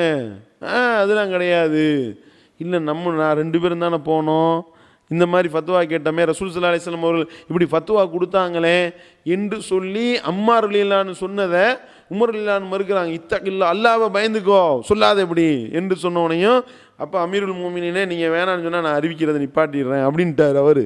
பார்த்துக்கிறங்க. அப்போ தயமம் சம்பந்தமாக திருமறை குர்ஆன் வசனம் இருக்கிறதை மறுக்க முடியுமா? இப்னு மஸ்ஊத் ரலியல்லாஹு அவர்கள் அவங்க எந்த அளவுக்கு சிறப்பு வாய்ந்த ஒரு நபித்தோழர், அவங்களிடத்திலிருந்து திருமறை குர்ஆனை கற்றுக்கொள்ளுங்கள் என்று நபிகள் நாயகம் ஸல்லல்லாஹு அலைஹி வஸல்லம் அவர்கள் சொல்லி இருக்கக்கூடிய அளவுக்கு சிறப்பு வாய்ந்த ஒரு நபித்தோழர் அவர். சரியா? அந்த இப்னு மஸ்ஊத் ரலியல்லாஹு அவங்களும் இதே மாதிரி தயமம் செய்யக்கூடாதுன்னு தடுத்திருக்கிறாங்க. ஒளி செய்வதற்கு தண்ணி இல்லாவிட்டால் தயமம் செய்யக்கூடாது, தண்ணி கிடைக்கிற வரைக்கும் தொழக்கூடாது என்று சொல்லியிருக்காங்களா இல்லையா? அந்த செய்தி புகாரியில் 346வது செய்தியாகவும் 347வது செய்தியாகவும் இடம்பெற்றிருக்கின்றது. டிக்ளேர் பண்ணுங்க. இப்போ தயமம் செய்கிறது ஹராம்னு சொல்லுங்க. எந்த அளவுக்கு அபு மூஸா ரலியல்லாஹு போய் கேட்குறாரு, இந்த மாதிரி ஒளி செய்கிறதுக்கு தண்ணி இல்லாவிட்டால் என்ன செய்யணும்? இப்னு மஸ்ஊத் ரலியல்லாஹு அன்ஹு சொல்கிறாங்க, தொழக்கூடாது, தயமம் செய்கிறது, தயமம்லாம் செஞ்சுக்கிட்டு தொழக்கூடாது, தொழவே கூடாது, தண்ணி கிடைக்கிற வரைக்கும் தொழக்கூடாதுன்ட்டார். உடனே அபு மூசா என்ன செய்கிறாரு, அபு மூசா சொல்கிறாரு, அம்மார் ரலியல்லாஹு அன்ஹு அறிவிச்சாரா இல்லையா, ரசூல் ஸல்லல்லாஹு அலைஹி வஸல்லம் அவர்கள் தயமம் செய்ய சொல்லி அறிவிச்சாங்கன்ட்டு அப்படின்னோனையும் உடனே சொல்கிறாரு, அதுதான் உமர் ரலியல்லாஹு அன்ஹு ஏற்றுக்கிறலையில அப்படின்ட்டார். அப்போ அபு மூசா என்ன விட மாட்டுறாரு. அவர் கேட்குறாரு, சரி ஓகே, உமர் ரலியல்லாஹு அன்ஹு அம்மாருடைய அறிவிப்பை விட்டுருவோம், அம்மாருடைய அறிவிப்பு வேணாம், அவர் ஏற்றுக்கிற மாட்டேன்றீங்க, விட்டுருவோம். அல்லாஹ் அல் மாயிதா அத்தியாயத்தில் 5வது அத்தியாயத்தில் 6வது வசனத்தில் தண்ணீரை நீங்கள் பெற்றுக்கொள்ளாவிட்டால் தயமம் செய்யுங்கன்னு அல்லாஹ் சொல்லியிருக்கானே, அந்த வசனத்துக்கு என்ன என்று கேள்வி கேட்குறாரு. அதுக்கு இப்னு மஸ்ஊத் ரலியல்லாஹு அன்ஹு சொல்கிறாங்க, அதை அனுமதிச்சோம்னா குளிர் அடித்தா கூட தயமம் பண்ண ஆரம்பிச்சிடுவாங்க, ஹராம் அப்படின்ட்டாங்க. எப்படி ஏற்றுக்கொள்வீங்க? அப்போ நீங்கள் இதுக்கெல்லாம் எந்த ஒரு சலவியாவது இது வரைக்கும் வாயை திறந்தீர்களா? யாராவது இதுக்கெல்லாம் வாயை திறந்து பதில் சொன்னால் மாட்டிக்கிறீங்க. அதனால தானே விவாதிக்க வர மாட்டீங்க. விவாதிக்க வாங்க, நேராக உட்காந்து பேசுவோம் என்று அழைக்கின்றோமே, வந்தீர்களா? கல்லூலி மங்கனை போல வர மறுக்கின்றீர்களே. அப்போ என்ன காரணம்? இதெல்லாம் கேள்வி கேட்டால் நீங்கள் அதெல்லாம் மறுக்க வேண்டியது வரும். அப்போது தயமம் இல்லைன்னு டிக்ளேர் பண்ணுங்களேன். தயமம் செய்கிறது ஹராம்னு டிக்ளேர் பண்ண தயாரா? நீங்கள் இப்போ தயமம் செய்கிறதுக்கு மார்க்கத்தில் அனுமதி கொடுக்குறீங்க. அப்போ யாரெல்லாம் தயமம் செய்ய மார்க்கத்தில் அனுமதி கொடுக்குறீங்களோ அவரெல்லாம் உமர் ரலியல்லாஹு அன்ஹுவை இழிவுபடுத்தி விட்டார். நாங்கள் சொல்லுவோம். இப்போ சொன்னா ஒத்துக்குருவீங்களா? இப்னு மஸ்ஊத் ரலியல்லாஹு அன்ஹுவை கேவலப்படுத்தி விட்டு தான் நீங்கள் தயமம் செய்கிறீர்கள் என்று சொன்னால் உங்களால் ஒத்துக்கொள்ள முடியுமா? அப்போ நீங்கள் என்ன செய்வீங்க? ரசூல் ஸல்லல்லாஹு என்ன சொன்னாங்களோ அதுதான் நம்ம இருக்கோம், அதைத்தானே நாங்களும் சொல்லிக்கிட்டு இருக்கிறோம். சிந்திக்கணுமா இல்லையா? அப்போ இதை போன்று நம்ம சிந்திக்க வேணும். அதே மாதிரி பார்த்தீங்கன்னா அதில் சமாளிக்கிறது என்ன செய்வாங்க? பெருங்கூட்டத்தில் 1-2 பேர் தப்பு செஞ்சாலும் செய்வாங்களே ஒழிய கூட்டமாக தப்பு செய்ய மாட்டாங்க. இப்படி சமாளிக்கிறது. ரசூல் ஸல்லல்லாஹு அலைஹி வஸல்லம் அவர்களுடைய மரண நேரத்தில் அவங்க மௌத்தாவே போகலன்னு சொல்லி ஒரு பெருங்கூட்டம் தானே சொல்லிச்சு. அதை எப்படி நீங்கள் ஒத்துக்குருவீங்க? அப்போ அவங்களுக்கு அபூபக்கர் ரலியல்லாஹு அன்ஹு அவர்கள் என்ற ஒரு சிங்கிள் மேன் உண்மன் ஆர்மியாக நின்று தானே ஒட்டுமொத்தமாக சகாபாக்கள் தப்பான கருத்திலிருந்து அதை மாற்றினாங்க. அப்போ பெருவாரியான கூட்டத்தில் உள்ளவர்களும் தவறிழைக்கக்கூடியவர்களாக இருந்திருக்கின்றார்களே. அதே மாதிரி ஆயிஷா ரலியல்லாஹு அன்ஹா அவங்க அலி ரலியல்லாஹு அன்ஹுவோட போர் புரிந்தாங்களே, எத்தனை சகாபாக்கள் வெட்டிக்கிட்டு செத்தாங்க. அப்போ உங்களுடைய கழுத்துக்களை ஒருவருக்கொருவர் வெட்டி காஃபிரா மாறிடாதீங்கன்னு நபிகள் நாயகம் ஸல்லல்லாஹு அலைஹி வஸல்லம் அவர்கள் சொன்ன அந்த எச்சரிக்கையை மீறி தங்களுக்கு மத்தியில் வெட்டிக்கிட்டு செத்தாருங்களே, பெருங்கூட்டம் தானே சண்டை போட்டுச்சு. அதே மாதிரி அலி ரலியல்லாஹு அன்ஹு அவங்களுக்கு முஆவியா ரலியல்லாஹு அன்ஹு அவங்களுக்கு மத்தியில் போர் நடக்கலையா? அதில் 2 பக்கமும் சஹாபாக்கள் தானே இருந்தார்கள். அப்போ இதுக்கெல்லாம் என்ன பதில் சொல்லுவீங்க? அப்போ சஹாபாக்களை பின்பற்றுவது தான் நேர்வழி என்று சொன்னால் கத்தி எடுத்துக்கிட்டு வெட்டிக்கிட்டு சாவ சொல்கிறீங்களா? சிந்திக்கணுமா இல்லையா? அப்போ சஹாபாக்களை பின்பற்றுவதனால எவ்வளவு பெரிய அது மார்க்கத்தில் வஹியை அல்லாத யாரெல்லாம் பின்பற்றுகின்றார்களோ அது வழிகேட்டில் தான் நம்மளை கொண்டு போய் தள்ளிவிடும் என்பதற்கு இதெல்லாம் ஆதாரமாக இல்லையா? சிந்தித்து பார்க்க வேண்டும். அதுக்கடுத்து ரசூல் ஸல்லல்லாஹு அலைஹி வஸல்லம் அவர்களும் முன்னறிப்பு செஞ்சுருக்காங்க. இந்த மாதிரி மறுமையில் ஹவுலுல் கௌசர் தடாகத்தில் நான் மற்றவர்களுக்கு நீர் போட்டி கொண்டிருக்கும் பொழுது சில நபர்களை மலக்குமார்கள் அடித்து விரட்டுவார்கள், ஹவுலுல் கௌசர் தடாகத்துக்குள்ளே தண்ணி அருந்த விடாமல் தடுப்பார்கள். அப்போ நான் சொல்லுவேன், யார் விரட்டுறாங்கன்னு எட்டி பார்த்தா எல்லாம் சஹாபாக்களில் ஒரு சிறு கூட்டம். அஸ்ஹாபி இவர்களெல்லாம் என்னுடைய தோழர்கள், இவர்களை நீங்கள் விரட்டாதீங்க என்று நான் அவரிடத்தில் சொல்லுவேன். அதற்கு அல்லாஹ்விடத்திலிருந்து எனக்கு பதிலளிக்கப்படும், லா தத்ரி, இவர்களை பற்றி உங்களுக்கு தெரியாது, இவர்கள் உங்களோட இருந்த வரைக்கும் நீங்கள் இந்த மார்க்கத்தில் இருந்தாங்க, நீங்கள் மரணித்த பிறகு என்ன செஞ்சாங்க? இவங்க தங்களுடைய குதிங்காலின் பக்கம் போய் முருத்தத்தாக மாறிவிட்டார்கள், புதிய பிதஅத்துகளை உள்ளே நுழைத்து விட்டார்கள் என்று சொல்லி ஒரு சில சஹாபாக்களை பற்றி அறிவிக்கப்படும் என்று ரசூல் ஸல்லல்லாஹு அலைஹி வஸல்லம் அவர்கள் சொல்லியிருக்கின்றார்களா இல்லையா? அப்போ இதுக்கு என்ன பதில் சொல்கிறீங்க? இதுக்கு எந்த ஒரு சலஃபியாவது இதுவரைக்கும் வாயை திறந்து இருக்கின்றீர்களா? இதுவரைக்கும் வாயை திறக்கலை. அப்போ 2 பாங்கு சொல்கிறது உஸ்மான் ரலியல்லாஹு அன்ஹு அவர்கள் உருவாக்கிய புதிய நடைமுறை. இந்த மாதிரியான பிதுஅத்துகளை அவங்க உருவாக்கி இருக்கின்றார்கள் என்றால் அவங்களுடைய தியாகத்தின் காரணமாக அல்லாஹ் அவர்களை மன்னிப்பான். அப்படி தான் நாங்கள் சொல்கிறோம். அவங்கள கண்ணியப்படுத்த வேண்டிய விதத்தை தான் கண்ணியப்படுத்துகிறோம். இதை சொன்னவனையும் உமர் ரலியல்லாஹு அன்ஹு நரகவாசின்ட்டாங்க, உஸ்மான் ரலியல்லாஹு அன்ஹு நரகவாசின்ட்டாங்கன்னு இவங்க கிளப்பி விடுவாங்க. இதையும் நம்ம சொல்லிக் கொள்கின்றோம். இது போன்ற தவறுகளை அவர்கள் செய்திருந்தாலும் அவர்கள் செய்த அந்த தியாகத்தின் காரணமாக, அவர்களுடைய உள தூய்மையின் காரணமாக, அவர்களுடைய இறையச்சத்தின் காரணமாக, அவர்களுடைய அர்ப்பணிப்பின் காரணமாக அல்லாஹ் அவர்களை மன்னிப்பான். இப்படி தானே நாங்கள் சொல்கிறோம். இதுதானே கண்ணியப்படுத்த வேண்டிய விதத்தில் கண்ணியப்படுத்துறது. அப்போ நபித்தோழர்களை வந்து மதிக்கிறதுனா என்ன? நபித்தோழர்கள் எப்படி நபிகள் நாயகம் ஸல்லல்லாஹு அலைஹி வஸல்லம் அவர்களை பின்பற்றினார்களோ அப்படி பின்பற்றுறதானே நபித்தோழர்களை மதிக்கிறது. அந்த மாதிரி நபித்தோழரை மதிக்கிறது தௌஹீத் ஜமாத் தான். நீங்கள் கிடையாது, நீங்கள் கேவலப்படுத்துறீங்க, அவர்களை இழிவுபடுத்துகின்றீர்கள் என்பதை இங்கே பதிவு செய்ய கடமைப்பட்டு இருக்கின்றோம். அதே மாதிரி முத்தலாக்கு, தலாக் தலாக் தலாக்குன்னு சொல்லி 3 தலாக்கு, தலாக் தலாக் தலாக்குன்னு 3 சொல்லிட்டா 3மே மொத்தமாக முடிஞ்சு போச்சுன்னு உமர் ரலியல்லாஹு தானே சொன்னது. அவர் ரசூல் ஸல்லல்லாஹு அலைஹி வஸல்லம் காலத்தில் எத்தனை சொன்னாலும் ஒன்று தான், அபூபக்கர் ரலியல்லாஹு ஆட்சி காலத்தில் எத்தனை சொன்னாலும் ஒன்று தான். அதே மாதிரி உமர் ரலியல்லாஹு துவக்க காலத்திலையும் ஆட்சியினுடைய துவக்கத்திலையும் எத்தனை தலாக்கு சொன்னாலும் 100 தலாக்கு சொன்னாலும் ஒரு தலாக்கு தான். அதை 3ஐயும் 3 தடவை சொன்னால் 3 ஆக்கி விட்டேன் என்று சொல்லி சட்டத்தை மாற்றினது உமர் ரலியல்லாஹு செயல் தானே. அதை எப்படி இஸ்லாத்தினுடைய அடிப்படையை நம்ம ஏற்றுக்கொள்ள முடியும்? அப்போ சிந்திக்க வேண்டும். வஹியை விட்டு விட்டு யார் வெளியே போகிறீங்களோ இஸ்லாத்தை விட்டு வெளியே போயிடுவீங்க. அதுதான் யதார்த்தம். சத்திய கருத்து அந்த வஹி செய்தியை விட்டு யார் தூர போகின்றாரோ அது வழிகேடு தான் என்பதை நம்ம விளங்கி கொள்ள வேண்டும். இது நம்ம சொல்லக்கூடிய முக்கியமான ஒரு அடிப்படை. மதுகபிலிருந்து ஏன் வெளியே வந்தோம்? 4 இமாம்கள் அவங்களுக்கு வஹி வந்துச்சான்னு கேட்டு தானே வெளியே வந்தோம். அது என்ன 4 இமாம்கள் அவங்க செஞ்ச தியாகத்தை நம்ம மதிக்கிறோம். ஹதீஸ்களை தொகுத்தது இதெல்லாம் நம்ம மறுக்கலை. ஆனால் அதுக்காக அவர்களை பின்பற்ற முடியுமா? இதுதான் நம்மளுடைய கேள்வி. அப்போ 4 மதுகபுகள் வேணாம் என்று சொல்லிட்டு 4000 சஹாபியை பின்பற்றணும்னு சொல்லி வந்தால் இது எவ்வளோ பெரிய வழிகேடு, சிந்திக்கணுமா இல்லையா? அப்போ வஹியை விட்டு விட்டு நீங்கள் போனீங்கன்னா இப்படிப்பட்ட வழிகேட்டின் பக்கம் போவீங்க என்பதை நம்ம விளங்கி கொள்ள வேண்டும். இந்த ஒரு நிலைப்பாடில் யாரும் நமக்கு பதிலளிக்கவும் தயாரில்லை. நம்ம கேட்கக்கூடிய கேள்விகளுக்கு இதுவரைக்கும் எந்த ஒரு சலஃபியும் பதிலளிக்க மாட்டார், பதிலளித்தது கிடையாது, இனிமேலும் பதிலளிக்க மாட்டார்கள். பதிலளித்தா சவுதி ஜாலியாத்து சல்லி சிங்கி அடிக்கக்கூடிய வேலை அவர்கள் சீட்டு கிழிக்கப்பட்டுவிடும்.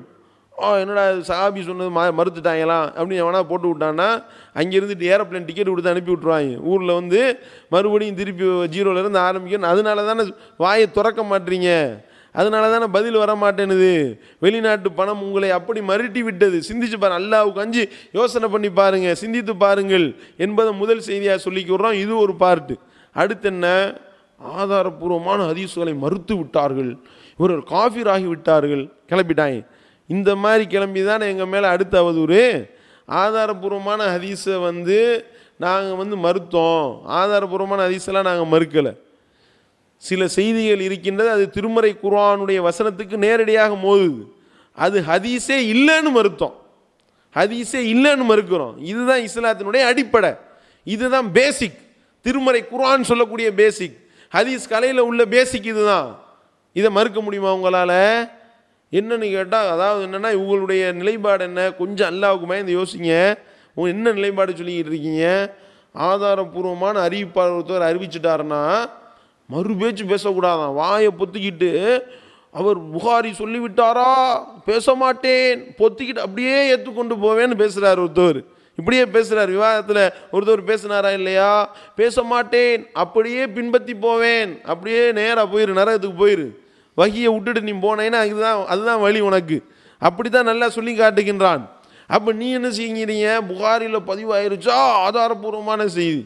புகாரி இமாம் என்ன அல்லாவா? அவர் என்ன எல்லாத்தையும் உள்ளே ஸ்கேன் பண்ணி வச்சு பார்த்தா எடுத்தார், உள்ளத்தை ஸ்கேன் பண்ணி பார்த்தாரா? சிந்திக்கணுமா இல்லையா? முஸ்லீம் இமாம் போட்டு பதிவு பண்ணது எல்லாமே ஆதாரபூர்வமான செய்தினா அவர் பலகீனம் வராதா அவங்களுக்கு?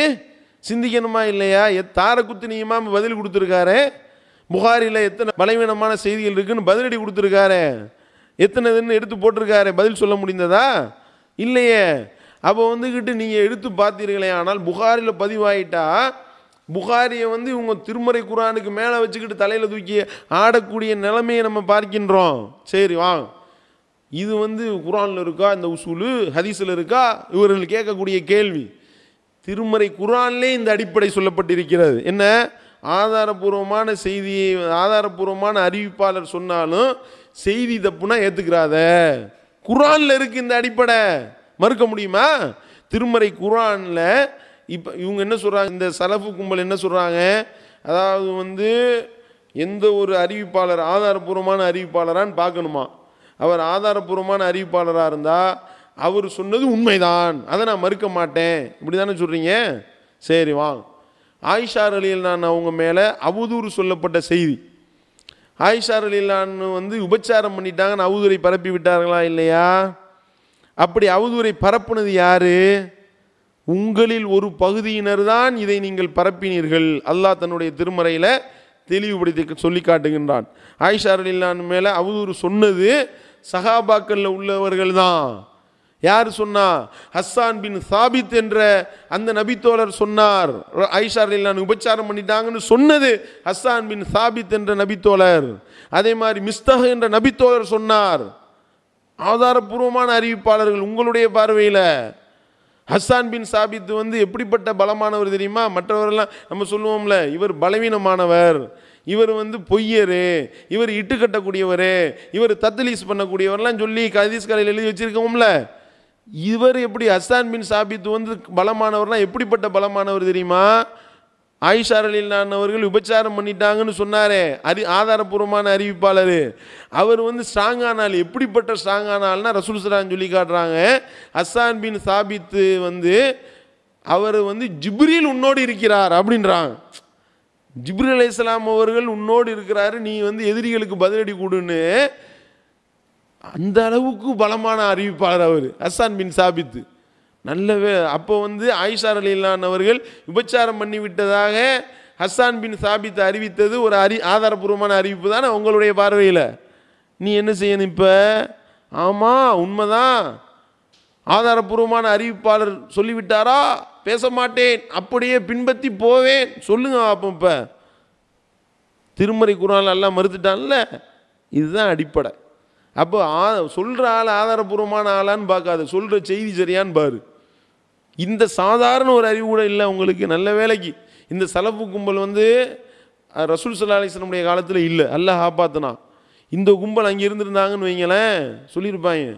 ஆதாரபூர்வமான அறிவிப்பாளர் ஹஸ்ஸான் பின் சாபித் அறிவிக்கிறாரு, மிஸ்தஹ் ரலியல்லாஹு அறிவிச்சிருக்காங்க. அப்படி ஆதாரபூர்வமான அறிவிப்பாளராக இருக்கக்கூடிய ஹஸ்ஸான் பின் சாபித்தும் அதே மாதிரி மிஸ்தகும் இன்னொரு நபித்தோழரும், இந்த 3 நபித்தோழரும் சேர்ந்து அறிவிக்கும் பொழுது அதை மறுக்கலாமா?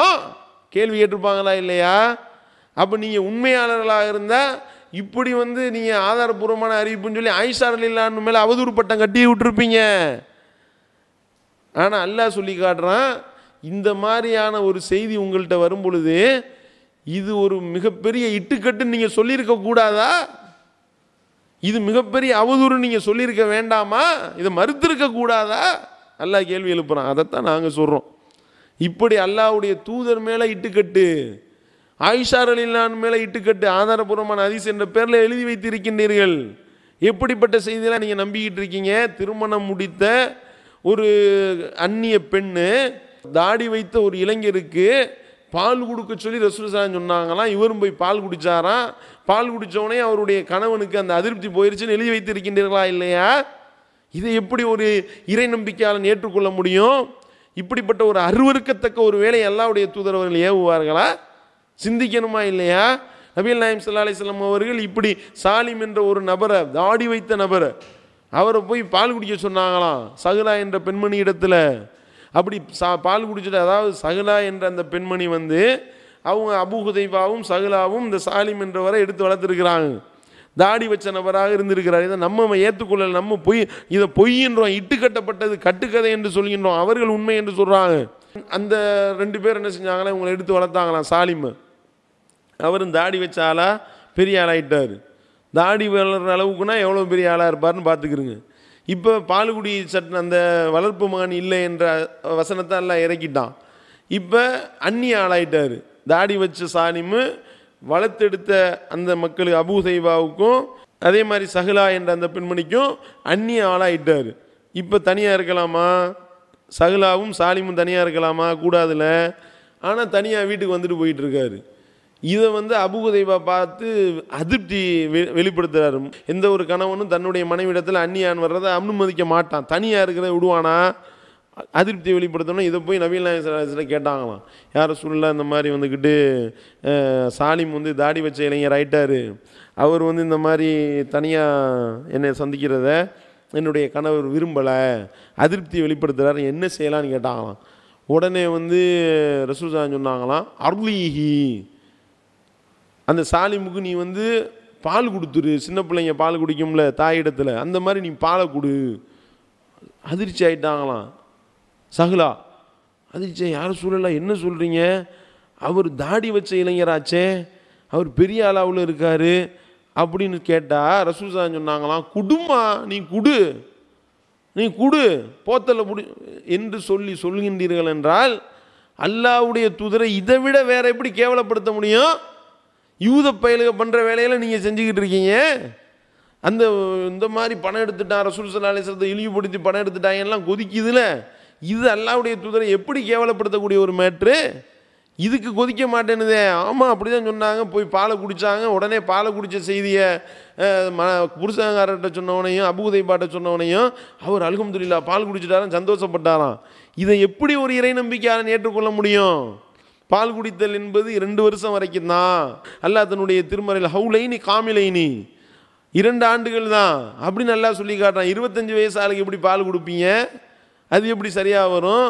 அதே மாதிரி பசிக்காக பால் அருந்த வேண்டும், உறிஞ்சி குடிக்க வேண்டும், பசியை அடக்க வேண்டும். இப்படிலாம் நபிகள் நாயகம் ஸல்லல்லாஹு அலைஹி வஸல்லம் அவர்கள் பால்குடி உறவு ஏற்படுவதற்கு உண்டான சட்டத்தை சொல்லி இருக்கும் பொழுது அல்லாஹ்வுடைய வேதத்தில் விளையாடுறீங்களா? அல்லாஹ்வுடைய தூதருடைய கண்ணியத்தில் விளையாடுறீங்களா? ஒழுக்கத்தில் விளையாடுறீங்களா? அப்போ இது இட்டுக்கட்டப்பட்ட பொய்யான செய்தின்னு சொன்னால் இவன் என்ன அதிசை மறுத்து விட்டா. என்ன அதிசை மறுத்தான்? அதிசை இல்லைன்னு மறுக்கிறோம், கட்டுக்கதைன்னு மறுக்கிறோம். விளங்கி கொள்ளணுமா இல்லையா?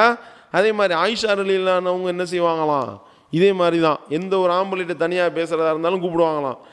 இங்கே வாப்பா, உன்னோட தனியாக பேச வேண்டியிருக்கு, நீ போய் என் சகோதரி பிள்ளைங்கள்ட்ட போய் பால் குடிச்சிட்டு வா என்று ஒவ்வொரு ஆளையும் அனுப்பிவிடுவாங்களாம். அவங்களும் போய் பால் குடிச்சிட்டு வருவாங்களாம். ஆயிஷா ரலியல்லாஹு அவர்கள் தனிமையில் உட்கார்ந்து அவர்களோடு பேசுவாங்க. எழுதி வைத்திருக்கின்றீர்கள் அபுதாவுத் என்ற அந்த ஹதீஸ் நூலில் ஆதாரபூர்வமான செய்தியாக இந்த கட்டுக்கதை பதிவு செய்யப்பட்டிருக்கு. இதை எப்படி ஒரு இறை நம்பிக்கையாளன் ஏற்றுக்கொள்ள முடியும்? சிந்திச்சு பாருங்க. முஃமின்களுடைய அன்னை யாருடைய பத்தினித்தனம் குறித்து அல்லாஹ் தன்னுடைய திருமறையில் உத்தரவாதம் வழங்கினானா அந்த பத்தினி பெண் அந்நிய ஆண்கள் அனைவரையும் பால் குடிக்க அனுப்பிவிட்டாங்கள் என்று நாக்கூசாம சொல்கின்றீர்களே. ஆமாம், அது போய் மற்ற மனைவிமாரெல்லாம் கேட்டாங்களாம், நாங்கள் பொய்யின்றோம், நீங்கள் உண்மைன்றீங்க. மற்ற மனைவிமார்கள் போய் கேட்டாங்களாம், என்ன ஆயிஷாவே என்ன இது, இந்த மாதிரி வந்துக்கிட்டு அந்நிய ஆம்பளைங்க எல்லாரையும் இப்படி உன்னுடைய சகோதரி பிள்ளைங்கள்ட்ட பால் குடிக்க அனுப்பி விட்றீங்களே, அவங்க வந்து உங்கள்கிட்ட தனியாக பேசிக்கிட்டு இருக்காங்களே, இதெல்லாம் சரியா என்று மற்ற மனைவிமார்கள் கேட்கும் பொழுது ஆயிஷா ரலியல்லாஹு அன்ஹா சொன்னாங்களாம், ஏன் இந்த மாதிரி செய்கிறதுக்கு அல்லாஹ்வுடைய தூதரிடத்தில் அழகிய முன்மாதிரி இல்லையா? சாலிம் என்ற தாடி வச்ச இளைஞனை போய் சஹ்லா என்ற பெண்ணிடத்தில் பால் குடிக்க அனுப்பி விட்டாங்களே அல்லாஹ்வுடைய தூதர் அவர்கள், அந்த மாதிரி தான் நானும் அனுப்பிக்கிட்டு இருக்கேன், ஓராளே அனுப்பிக்கிட்டு இருக்கேன் என்று சொல்லி ஆயிஷா ரலியல்லாஹு சொன்னதாக ஆயிஷா ரலியல்லாஹு மேலே இட்டு கட்டுகின்றீர்களே. அல்லாஹ்வுடைய அச்சம் வேணாம்? என்னன்னு கேட்டால் ஹதீஸ்களை தூக்கி பிடிக்கிறாங்களாம். இது ஹதீஸா? இது கட்டுக்கதையை தூக்கி பிடிச்சிக்கிட்டு கட்டுக்கதையில் ஹதீஸ்ன்னு சொல்லிக்கிட்டு இருக்கீங்க. சிந்திக்கணுமா இல்லையா? அப்போ வந்துக்கிட்டு புகாரியில் பதிவு செய்யப்பட்டு விட்டாலே ஆதாரபூர்வமான செய்தி, இதுக்கெல்லாம் பதில் சொல்லுங்க. கேள்வி கேட்டோம், பதிலை காணா. அதுக்கடுத்து இந்த உம்மு ஹராம் ரலியல்லாஹு அவங்களுடைய மேட்டு இப்போ ஓடிக்கிட்டு இருக்கு. உம்மு ஹராம் என்ற அந்த பெண்மணி வந்து ரசூல் ஸல்லல்லாஹு அலைஹி வஸல்லம் அவர்களிடத்தில் தனியாக இருந்தாங்க. ரசூல் ஸல்லல்லாஹு அலைஹி வஸல்லம் அவங்க வீட்டுக்கு தனியாக இருக்கும்போது போவாங்க. அந்த பெண்மணி அந்நிய பெண். அந்த பெண்ணு வந்து ரசூல் ஸல்லல்லாஹு அலைஹி வஸல்லம் அவர்களுக்கு தஃப்லீ ராஸஹு தலையில் பேன் பார்த்து விட்டாங்க. எப்படின்னு பாருங்க. பேன் பார்த்து விடுறதுன்றது நெருக்கமாக அமர்ந்து செய்யக்கூடிய ஒரு வேலை. அந்நிய ஆணாக இருக்கக்கூடிய ரசூல் ஸல்லல்லாஹு அலைஹி வஸல்லம் அவர்கள் உம்மு ஹராம் என்ற அந்த அந்நிய பெண் மத்தியில் எப்படி வந்துக்கிட்டு அவர்களிடத்தில் பேன் பார்க்க அனுமதித்திருப்பார்கள்? சிந்திக்க வேணாமா? என்னன்னு கேட்டால் அது வந்து அவங்க சின்னம்மா, பால்குடி தாயார், பால்குடி சிற்றன்னை என்றெல்லாம் சொல்லப்படுகிறது. எப்படின்னு பாருங்க, என்று நம்பப்படுகிறது, சொல்லப்படுகிறது. இந்த யூகத்தையா கேட்டாங்க உங்கள்கிட்ட? அந்நிய பெண் என்று தான் தெளிவாக இருக்கின்றது. அவங்க வந்து சிற்றன்னையாக இருந்தால், பால்குடி தாயாராக இருந்தால் ஆதாரத்தை காட்டணும். எங்கே ஆதாரம் இருக்கின்றது? அதுக்கு எங்கே ஆதாரம்? உம்மு ஹராம் என்ற அந்த பெண்மணி அந்நிய பெண்ணு. அப்போ அந்நிய பெண்ணாக இருந்த ஒரு பெண்ணிடத்தில் ரசூல் ஸல்லல்லாஹு அலைஹி வஸல்லம் அவர்கள் இப்படி தனியாக போய் தனிமையில் இருந்தாங்கள் என்று இட்டுக்கட்டி எழுதி வைத்திருக்கின்றீர்களே. ஒரு ஆணும் ஒரு பெண்ணும், அந்நிய ஆணும் ஒரு அந்நிய பெண்ணும் தனித்திருந்தால் மூணாவது அங்கே ஷைத்தான் இருப்பதாக அல்லாஹ்வுடைய தூதர் அவர்கள் எச்சரித்து விட்டு அவங்களே ஒரு அந்நிய பெண்ணிடத்தில் தனித்து இருப்பார்களா? அவங்கள பெண் பார்க்க அனுமதிப்பார்களா? அவங்களிடத்தில் நெருக்கமாக இருந்திருப்பார்களா? சிந்திக்கணுமா இல்லையா? என்னன்னு சொன்னால் சமாளிப்பு. என்ன சமாளிப்பு? அது வந்து சிற்றன்னைன்னு சொல்லி ஹதீஸு கலை நூல்கள் எழுதப்பட்டிருக்கு. ஹதீஸ் பின்னாடி வந்த ஹதீஸ் விரிவுரையாளர்கள் எழுதியிருக்கின்றார்களாம். ஹதீஸ் விரிவுரையாளர் எழுதியிருந்தால் அது ரசூல் ஸல்லல்லாஹு அலைஹி வஸல்லம் சொல்லியிருக்கணும். ரசூல் ஸல்லல்லாஹு அலைஹி வஸல்லம் அவருடைய காலத்தில் வாழ்ந்தவர்கள் சொல்லியிருக்க வேண்டும். இவர்கள் வந்து அல்லாஹ்வுடைய தூதர் அவர்களுக்கு இந்த அம்மா சிற்றன்னை, பால்குடி தந்தை, பால்குடி தாய் என்று சொல்லியிருக்கணுமா இல்லையா? அப்படி சொன்னதாக ஒரு ஆதாரத்தை காட்ட முடியாது. ஒரு ஆதாரம் என்ன செய்கிறாங்க, பின்னாடி வந்த நபர்கள் எழுதியிருப்பாங்கல்ல, 800 வருஷம் கழித்து எழுதின ஆள்க வேறு வழி இல்லாமல் இப்படி ஒரு அந்நிய பெண்ணிடத்தில் ரசூல் ஸல்லல்லாஹு அலைஹி வஸல்லம் போய் தனித்து இருந்ததாக ஒரு செய்தி வருது. அப்போ இதை என்ன நம்ம எப்படி இதுக்கு நம்ம பதில் சொல்கிறது? இதுக்கு நம்ம பதில் சொல்ல முடியாது என்னும் பொழுது சரி சின்னம்மான்னு போட்டுக்கோ, அப்படி போட்டது தானே. அப்படி இருக்கலாம் சின்னம்மா, விவாதத்தில் கேட்டோமே. இது வந்து அந்நிய பெண்ணுன்னு தானே அவங்கள பற்றி சொல்லப்பட்டிருக்கு. எங்கே வந்து சின்னம்மா பால்குடி தாயார்னு எங்கே இருக்குன்னு சொல்லி கேள்வி கேட்டால் அதுக்கு எடுத்து வாசிக்கிறாங்க. சின்னம்மாவும் இருக்கலாம், பால்குடி தாயாராகவும் இருக்கலாம், மாமியாவும் இருக்கலாம், சின்ன மாமியாவும் இருக்கலாம், பெரிய மாமியாவும் இருக்கலாம் போடலாம். இங்கே வேலை கிடையாது. அந்த பெண்மணி ரசூல் ஸல்லல்லாஹு அலைஹி வஸல்லமுடைய சிற்றன்னை, பால்குடி தாயார்னு ஆதாரத்தை காட்டு. ரசூல் ஸல்லல்லாஹு அலைஹி சொல்லியிருக்கணும், அல்லது ரசூல் ஸல்லல்லாஹு அலைஹி வஸல்லமுடைய சமகாலத்தில் வாழ்ந்தவர்கள் சொல்லியிருக்கணும். 1000 வருஷம் கழித்து வந்தவர்கள் சொல்கிறதெல்லாம் நாங்கள் ஏற்றுக்கிற முடியாது. நீங்கள் முட்டு கொடுக்குறதுக்காக நீங்களாம் சொல்லுவீங்க, அதை நாங்கள் எப்படி ஏற்றுக்கிறது? இந்த ரசாதின்னு ஒரு ஆள் பேசுகிறது கிளிப்பிங் ஓடிக்கிட்டு இருக்கு. என்ன அது போக்கிரி பைய தான் சொல்லுவான் அந்நிய பெண்ணுன்னு. யார் போக்கிரி பைய தான் சொல்லுவானா? இந்த மாதிரி வந்துக்கிட்டு உம்மு ஹராம் வந்து ரசூல் ஸல்லல்லாஹு அலைஹி வஸல்லம் அவர்களுக்கு அந்நிய பெண் சொல்லி போக்கிரி பையில தான் சொல்லுவாங்க. போக்கிரி பைய யாருன்னு பார்த்தா இப்னு ஹஜர் சொல்லியிருக்காரு. யார்? இப்னு ஹஜர் அஸ்கலானி இருக்கார்ல, பதுகுல் பாரி என்று புகாரிக்கு விரிவுரை எழுதினார்ல, ஷரஹ் எழுதினாரா இல்லையா? அந்த இப்னு ஹஜர் தான் சொல்லியிருக்காரு அந்நிய பெண்ணு, உம்மை சிற்றன்னை, பால்குடி தாயார்லாம் பல மாதிரி வருது, அதெல்லாம் நம்ப முடியாது, அதில் எந்த விதமான ஆதாரமும் கிடையாது. அவங்க வந்து ஒரு அந்நிய பெண்ணாக இருந்திருக்கிறாங்க. அந்நிய பெண் மடியில் போய் ரசூல் ஸல்லல்லாஹு அலைஹி வஸல்லம் படுத்திருக்கிறாங்க சொன்னார்ல. இவர் தான் சொல்கிறார், இப்னு ஹஜர் தான் சொல்லியிருக்காரு. நம்ம பரதேசி பையில தான் சொல்லுவாங்க, எல்லாம் கிளப்பி விட்றாங்க. யார்? இப்னு ஹஜர் பரதேசின்னு சொல்லிட்டு போ, இப்னு ஹஜர் சொல்கிறத தான் நாங்கள் எடுத்து சொல்லிக்கிட்டு இருக்கிறோம், இப்படி சொல்லியிருக்காருன்னு. பல பரதேசிகள் உங்களுடைய பார்வையில் பல பரதேசிகளும் பல போக்கிரிகளும் இருக்கார்கள். நீ ஹதீஸ் விரிவுரை நூலை எடுத்து படித்து பார்த்தா அவ்வளவு பேர் தெளிவாக எழுதியிருக்கிறாங்க. அப்போ இப்னு ஹஜர்கிட்ட இது கேட்கப்படுது இதை பற்றி. அதுக்கு இப்னு ஹஜர் என்ன சொல்கிறாரு, அது என்னிடத்துல இதுக்கு சரியான பதில் என்னன்னா அந்நிய பெண் தான். அந்த அந்நிய பெண்ணுடைய மடியில் ரசூல் ஸல்லல்லாஹு அலைஹி வஸல்லம் படுத்ததும் மேலே சாஞ்சிருந்ததும் பேன் பார்க்க விட்டதும் இதை நம்ம எக்காரணத்தை கொண்டும் நியாயப்படுத்த முடியாது. என்னிடத்தில் இதற்குண்டான அழகான பதில் என்னென்னா, இப்படி ஒரு அந்நிய பெண்ணான இருந்த உம்மு ஹராம் என்ற அவங்க இந்த பெண்ணுடைய மடியில் மட்டும் படுப்பதற்கு அல்லாஹ் சிறப்பு அந்தஸ்து வழங்கியிருக்கான்னு போட்டு விட்டார். அவ்வளோதான். இதுதான் அவர் சொன்ன விளக்கம். இப்னு ஹஜர் ரஹ்மத்துல்லாஹி அவருக்கு சொன்ன விளக்கம் என்ன, இது ரசூல் ஸல்லல்லாஹு அலைஹி வஸல்லம் முன்னான சிறப்பு அந்தஸ்து. அது எப்படி அந்நிய பெண்ணிடத்தில் மடியில் போய் படுக்கிறதுக்கு அல்லாஹ்வுடைய தூதருக்கு மட்டும் எப்படி அல்லாஹ் சிறப்பு அந்தஸ்து கொடுப்பான்? சிந்திக்கணுமா இல்லையா? நம்ம கஃன் துணி புகழ் ரசாதி இருக்கார்ல, தலையில் கட்டியிருக்கிறது வந்து தலப்பா கிடையாது, கஃன் துணியோடைய அலைவாரில் எந்த நேரமும் எப்போ வேணாலும் மூத்து வரும், படக்குன்னு விரிச்சிருவார். அந்த கஃன் துணி அஜரத்து சொல்கிறாரு, இந்த மாதிரி மட்டும் எப்படியா அவங்க மட்டும் அந்நிய பெண்ணுன்னு சொன்னதாக ஒரு ஹதீஸ் நூலிலிருந்து ஹதீஸ் விரிவுரையாளர்கள் யாராவது ஒரு ஆள் இந்த மாதிரி வந்து உம்மு ஹராம் அவர்கள் அந்நிய பெண்ணுன்னு சொன்னதாக ஒரு ஆதாரத்தை நீங்கள் காட்டு பார்ப்போம் பேசுகிறாருங்க. எவ்வளோ பெரிய பொய் புழுகு மூட்டைன்னு பாருங்கள். இப்படி நீங்கள் காட்டி விட்டீர்களே ஆனால் நான் என்ன செய்வேன், போக்கிரிப்பை தான் இப்படி சொல்லுவான், போக்கிரிப்பை தான் இப்படி எழுதி வச்சுருக்கான். ஒரு ஆதாரம் இப்படி வந்து ஹதீஸ்களை நூல்களில் விரிவுரையாளர்கள் அந்நிய பெண்ணு உம்மு ஹராம் வந்து ரசூல் ஸல்லல்லாஹு அலைஹி வஸல்லம் அந்நிய பெண்ணுன்னு எழுதினதை நீங்கள் காட்டி விடுவீர்களே ஆனால் 100 பேரை கூட்டிகிட்டு வந்து தௌஹீத் ஜமாத்தில் சேர்ந்துடுறாராம். யாருடா உனக்கு அந்நிய பெண்ணு சொன்னது? சொல்லணுமா இல்லையா? நீ அந்நிய பெண்ணு சொல்றீல, நீ அந்நிய பெண்ணு எந்த கிதாபிலையாவது எழுதின நம்பகமான எவனாவது ஒன்னே மாதிரி போக்கிரிப்பை எழுதி வச்சிருப்பான். அந்நிய பெண்ணு ஹதீசுக்கரா வல்லுநர்கள் எழுதிய விரிவுரைகளில் இருக்குமே. ஆனா நல்லா கேளுங்க, ஒரு 100 பேரை கூப்பிட்டுக்கிட்டு நான் தௌஹீத் ஜமாத்துக்கு வந்துடுறேன். நல்லா கேளுங்க, ஒரு 100 பேரை கூப்பிட்டுக்கிட்டு நான் தௌஹீத் ஜமாத்துக்கு வந்துடுறேன். எப்படின்னு பாருங்க, இப்படியே சவால் விடுறாரு. இப்னு ஹஜர் நான் எழுதுறதா நான் காட்டுறேன்றாரு. முதல்ல இப்னு ஹஜர் எழுதுனா அவங்க காட்டுவாங்களாம், அந்நிய பெண் இல்லைன்னு. எங்கே அந்நிய பெண் இல்லைன்னு எங்கே எழுதியிருக்காரு? அது மடியில் படுத்தாங்க, மேலே சாஞ்சாங்க, உரசினாங்க, எல்லாத்தையும் எழுதிட்டு இது அந்நிய பெண் தான். அந்நிய பெண்ணுடைய மடியில் படுக்கிறதுக்கு ரசூல் ஸல்லல்லாஹு அலைஹி வஸல்லம் உடைய சிறப்பு தகுதி சிறப்பு அந்தஸ்தில் எழுதியிருக்காரு இப்னு ஹஜர். எடுத்து காட்டுறோம்ல, இருக்கல மறுக்க முடியுமா? 100 பேரோட நீங்கள் வாங்க வந்து நீங்கள் என்ன செய்ய போகிறீங்க? இங்கே வந்து அடப்பு போடுறதுக்கு ஐடியா போடுறாருன்னு தெரியலை. சரியா? இங்கே வருமானம் மொத்தத்துக்கு வந்துக்கிட்டு இப்போ போட்டு கிழிச்சதுக்கப்புறம் வருமானம் குறைஞ்சி போச்சுல டோட்டலாக. பயானுக்கு கூப்பிட்றதெல்லாம் நிப்பாட்டி விட்டாங்களா? போயா நீ வந்துட்டு கேவலப்படுத்துகிறாங்க கிளிப்பிங்க போட்டு அப்படின்னு சொல்லிட்டு இப்போ வருமானம் குறைஞ்சிச்சு ஐடியா பண்ணுறாருன்னு தெரியலை. தௌஹீத் ஜமாத்துன்னு சேர்ந்துடுறேன் அப்படின்றாரு. அப்போ உங்களை மாதிரி அடப்பு பாட்டிகள்லாம் இங்கே வந்தால் உருப்படாது. சரியா? உள தூய்மையோடு திருந்தி வாங்க. உங்களை கூப்பிட்றோம், உறுப்பினராக நீங்கள் சேர்த்துக்குருவோம், எங்கள் உறுப்பினராக நீங்கள் தொடரலாம் என்பதை கஃன் துணி புகழ் அவர்களுக்கு நம்ம இங்கே பதிலாக சொல்ல கடமைப்பட்டு இருக்கின்றோம். அப்போ என்னென்னு பார்த்தா அந்த கார்ட்டூன் போட்டதுக்கு வேற கிளப்பி விட்டாங்க. கார்ட்டூன் போட்டு விட்டார்கள் பார்த்தீர்களா? ரசூல் ஸல்லல்லாஹு அலைஹி வஸல்லம் அவர்கள் இழிவுபடுத்திட்டாங்க. நாங்கள் ரசூல் ஸல்லல்லாஹு அலைஹி வஸல்லத்தை இழிவுபடுத்தினோமா?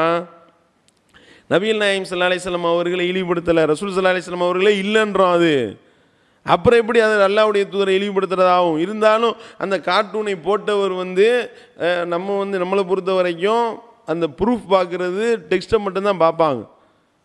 அந்த டெக்ஸ்ட்டை மட்டும்தான் பார்த்து விட்டு அந்த டிசைனிங்கை வேற ஒரு பொறுப்பாளர் தான் செய்கிறார். துணை ஆசிரியராக இருந்த ஏகத்துவம் இப்ராஹிம் அவர்கள் தான் அந்த டெக்ஸ்ட்டுக்கு உண்டான அந்த படங்களை போடக்கூடியது அவருடைய பொறுப்பு.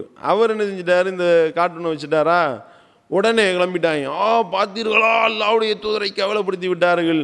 நீயா கண்டுபிடிச்ச? நாங்கள் அது வந்த அன்னைக்கே நாங்கள் என்ன செஞ்சோம்? அன்னைக்கு பிரிண்டை வந்த உடனே பார்த்து மாநில நிர்வாகிகளே பார்த்து ஆஹா இது கார்ட்டூன் வந்திருக்கே, இது சரியில்லையே என்று சொல்லி அவரிடத்தில் விளக்கம் கேட்கும் பொழுது அதான் ரசூல் ஸல்லல்லாஹு அலைஹி வஸல்லம் இல்லைன்னு நம்ம மறுக்கிறோம். அப்புறம் எப்படி? அதனால தான் போட்டு விட்டேன்ற மாதிரி அவர் சொல்லும் பொழுது அந்த விளக்கத்தை நம்ம ஏற்றுக்கொள்ளவில்லை. இது தப்பு. ஏன்னா இந்த ஹதீஸை உண்மைன்னு நம்பக்கூடியவர்கள் அவங்களுடைய பார்வையிலிருந்து பார்க்கும்போது இது உண்மைன்னு சொல்லுவாங்க. இது ரசூல் ஸல்லல்லாஹு அலைஹி வஸல்லம் கார்ட்டூன் போட்டதா தப்பாக நினைக்க வாய்ப்பு இருக்குது என்று சொல்லி என்னைக்கு அது பிரிண்ட் ஆகி வந்துச்சோ அன்றைக்கே அனைத்து புத்தகங்களையும் வாபஸ் வாங்கி வேற ஒரு பிரிண்டிங் அடித்து வேற ஒரு ஃபோட்டோவை போட்டு வேற ஒரு இயற்கை காட்சி மாதிரி ஒரு படத்தை போட்டு அம்புட்டையும் வாபஸ் வாங்கிட்டோம்.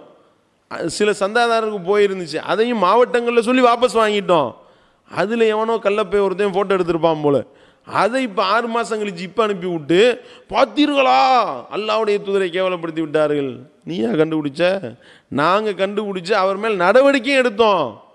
அவர் மேல் இந்த மாதிரி நீங்கள் இப்படி கார்ட்டூனை வெளியிட்டதுனால உங்கள் மேல் நடவடிக்கை எடுக்கிறோம் என்று சொல்லி நடவடிக்கையும் எடுத்து அந்த நடவடிக்கைக்கு உண்டான அறிவிப்பையும் அடுத்த மாத ஏகத்துவ இதழில் போட்டு ஜனவரி மாதம் வந்ததுக்கு ஜூன் மாதத்தில் உட்காந்துக்கிட்டு கார்ட்டூன் போட்டு விட்டார்கள். காந்தி தாத்தா செத்து விட்டாரா? எப்போ செத்தார்? சுட்டுட்டார்களா என்று கேள்வி கேட்டுக்கிட்டு இருக்காங்க. நாங்களே அதை வாபஸ் வாங்கி மறுநாளே என்ன செஞ்சிட்டோம்? தௌஹீத் ஜமாத் ஃபேஸ்புக் பேஜில் மன்னிப்பு கேட்டு வருத்தம் தெரிவித்து போட்டிருக்கிறோம். மாநில தலைவருடைய பேரில் இந்த மாதிரி நாங்கள் தெரியாமல் இப்படி ஒரு கார்ட்டூன் வெளியாகி விட்டது, அனைத்தையும் வாபஸ் வாங்கி விட்டோம் என்று மன்னிப்பு கேட்டு செய்தி போட்ட பிறகும் மன்னிப்பு கேட்டாச்சு, வாபஸ் வாங்கியாச்சு, வேறு பிரிண்டிங் போட்டாச்சு, அதை அனுப்பியாச்சு, அறிவிப்பும் போட்டாச்சு, நடவடிக்கையும் எடுத்தாச்சு, நடவடிக்கை எடுத்த அறிவிப்பையும் வெளியிட்டாச்சு. இதுக்கு மேலே என்னத்தை செய்ய சொல்கிறீங்க? இப்போ என்னென்னு கேட்டால் அதில் சையத் இப்ராஹிம் வந்துருச்சான். அந்த கட்டுரையில் பிடிச்சிட்டாங்க. பார்த்தீர்களா? ஏன்னா சையத் இப்ராஹிம்னா உலகத்திலே ஒரு சையத் இப்ராஹிம் தான் இருக்காங்களா? நம்ம எழுதின கட்டுரையில் அது வந்துருச்சான். சையத் இப்ராஹிம் கொல்லப்பட வேண்டியவன். பத்துவாலாம் கொடுக்குறான், கொல்லுவது வாஜிபா. நீ என்னத்தை எனக்கு அனுப்பியிருந்தேன்? முஸ்தபன் அனுப்பி விட்டேன். விரும்பத்தக்கதுன்னு போட்டுக்கோ, எப்படி வேணாலும் போட்டுக்கோ, போ, பிரச்சனை இல்லை. அப்போ என்னென்னா தனி மனிதர்கள் மேலே கொண்ட காழ்ப்புணர்வு. சரி, நாங்கள் கேட்குறோம், நீங்கள் உண்மையிலே அல்லாஹ்வுக்கு அஞ்சக்கூடியவர்களாக இருந்தால் கார்ட்டூன் போட்டது தப்பு, அதை நாம் வாபஸ் வாங்கி விட்டோம். மடியில் படுத்துருந்தோமா கொதிக்குதே, உண்மையிலே அந்த மாதிரி மடியில் படுத்து கிடந்ததாக இப்னு ஹஜர் சொன்னார். அவரை காஃபிர்னு பத்துவா கொடுப்பீங்களா? பதில் சொல்ல முடியுமா? சொல்லுங்க பார்ப்போம். இப்னு ஹஜர் காஃபிர் ஆகிட்டார், இஸ்லாத்தை விட்டு வெளியே போயிட்டாருன்னு சொல்லுங்க பார்ப்போம். இப்னு ஹஜர் ரசூல் ஸல்லல்லாஹு அலைஹி வஸல்லம் அவர்கள் ஆபாசமாக சித்தரிச்சிட்டார் சொல்லுங்க பார்ப்போம். சொல்லுவீர்களா? இதை பொய்ன்னு சொல்லக்கூடியவர்கள் நம்ம காஃபிரான், நம்ம அல்லாஹ்வுடைய தூதரை கேவலப்படுத்துகிறோமா? இப்படி உம்மு ஹராம் என்ற பெண்மணியினோடு தனியாக இருந்தது பொய்ன்னு நம்ம சொல்கிறோம்ல, நம்ம காஃபிராங்க. இது உண்மைன்னு சொல்லக்கூடியவர்கள் தக்குவாதாரியலாம், இதை உண்மைன்னு சொல்லக்கூடியவர்கள் அல்லாஹ்வுக்கு அஞ்சு நடக்கக்கூடியவர்களாம், ஹதீஸ்களை பாதுகாக்கிறாங்களாம், அல்லாஹ்வுடைய தூதரை கண்ணியத்தை பேணுவதாக படம் காட்டுகின்றீர்களே, எவ்வளோ பெரிய அநியாயம் பார்த்தீங்களா? அப்போ இது கேட்குறோம், விவாதத்துலையும் கேட்டோம். இப்னு ஹஜர் ரசூல் ஸல்லல்லாஹு அலைஹி வஸல்லம் அவர்கள் உம்மு ஹராமுடைய மடியில் படுத்து கிடந்ததாக இப்னு ஹஜர் எழுதியிருக்காரு, உரசனதாக எழுதியிருக்காரு. இது ரசூல் ஸல்லல்லாஹு அலைஹி வஸல்லத்துக்கு மட்டும் உண்டான சிறப்பு தகுதின்னு சொல்கிறாரு. இவரை காஃபிர்னு அறிவிப்பீங்களான்னு கேள்வி கேட்டால் அந்த கபூர் வணங்கிகள் சொன்னார்கள், அதெல்லாம் நாங்கள் அப்படிலாம் சொல்ல மாட்டோம், அவரை காஃபிர்லாம் சொல்ல மாட்டோம், உங்களை தான் காஃபிர்னு சொல்லுவோம் அப்படின்னாங்க. எங்களை எங்க காஃபின்னு சொல்கிறீங்க, அவர் இப்படி ஆபாசமாக சித்தரிச்சதா சொன்னீங்களே, அவர் தானே சொல்லியிருக்காரு இப்படி, அப்போ அவரை காஃபின்னு சொல்லுங்கள். அவரை காஃபின்னு சொல்ல மாட்டோம். ஏன்? அவர் அது உண்மை என்று சொல்கிறார், நீங்கள் இது பொய் என்று சொல்கிறீர்கள். அப்படி மடியில் படுத்து கிடந்தது உண்மை என்று அவர் சொல்வதால் அவர் முஸ்லீம், நீங்கள் அதை பொய்ன்றீங்கல்ல, அதனால நீங்கள் காஃபிர். எப்படிப்பட்ட அறிவாளிகள் பாருங்கள். ஒரு அநியாயம் பண்ணி இப்படி ஒரு தப்பான ஒரு வழியில் போயிட்டாங்கன்னு சொல்கிறது அவதூறுன்னு சொன்னால், அது உண்மைன்னு சொல்கிறதுனால அவர் முஸ்லீமு, நீ பொய்ன்னு சொல்கிறையில் மறுக்கிறையில் நீ காஃபிரு என்று தான் இவர்கள் சொல்கின்றார்கள் என்றால், அப்போ இந்த உம்மு ஹராமுடைய விஷயம் விளங்கிருச்சா இல்லையா? அந்த அந்நிய பெண்ணு சிற்றன்னை என்று வருவதெல்லாம் இவருடைய கட்டுக்கதை. அதுவும் கூட ஏன் சிற்றன்னு சொன்னீங்க? அல்லாஹ் கொஞ்சம் யோசனை பண்ணி பாருங்கள். ரசூல் ஸல்லல்லாஹு அலைஹி வஸல்லம் தனியாக இருந்ததாக வருது. இதுக்கு இப்போ நம்ம முட்டு கொடுக்க முடியாது. இப்போ முட்டு கொடுக்குறதா இருந்தால் என்ன செய்கிறது? சிற்றன்னைன்னு போட்டு விடுன்னு தானே அந்த உறுத்தல் இருந்ததுனால சிற்றன்னைன்னு எழுதுனீங்க. என்னென்னு கேட்டால் அதுக்கு அந்த ஹதீஸ்லேயே ஆதாரம் இருக்கான், சிற்றன்னைன்றதுக்கு ஹதீஸ்லேயே ஆதாரம் இருக்கான். என்ன ஆதாரம்? அது ரசூல் ஸல்லல்லாஹு அலைஹி வஸல்லம் அவர்கள் ஒரு பெண் மேலே சாயிறாங்க, அவங்கள பெண் பார்க்க விட்றாங்கன்னா அந்நிய பெண்ணை பெண் பார்க்க விடுவாங்களா? அப்போ அந்நிய பெண்ணானவங்கள பெண் பார்க்க விட மாட்டாங்கல்ல, அதுலேருந்தே தெரியுது அவர்கள் சிற்றன்னை என்று. எப்படின்னு பாருங்க. அந்த செய்தி தான் இட்டுக்கட்டப்பட்ட செய்தி சொல்லிக்கிட்டு இருக்கிறோம். ஒருத்தையும் கொலை பண்ணலை, என்ன ஆதாரம்? கொலை பண்ணவனே சொன்னான் நான் கொலை பண்ணலைன்னு சொன்னான் அப்படின்னு சொன்னால் எப்படி இருக்குமோ, எது கட்டுக்கதைன்னு சொல்கிறோமோ அதையே அது ஆதாரமாக எப்படின்னு பாருங்க. இது எப்படி ஏற்றுக்கொள்வீங்க? அது எப்படி ஏற்றுக்கொள்வது? அப்போ இந்த மாதிரி உம்மு ஹராம் மேட்டரில் இப்படி இவர்கள் பொய் சொல்லக்கூடியதை பார்க்கிறோம். அதே மாதிரி பாருங்க, இன்னும் சொல்வதாக இருந்தால் ரசூல் ஸல்லல்லாஹு அலைஹி வஸல்லம் அவர்களுடைய திருமணம் குறித்து ஒரு செய்தி இடம்பெறுகிறது. மைமூனா ரலியல்லாஹு அன்ஹா அவங்க அறிவிக்கக்கூடிய ஒரு செய்தி, இப்னு அப்பாஸ் ரலியல்லாஹு அன்ஹு அறிவிக்கக்கூடிய ஒரு செய்தி, 2 செய்தி வருது.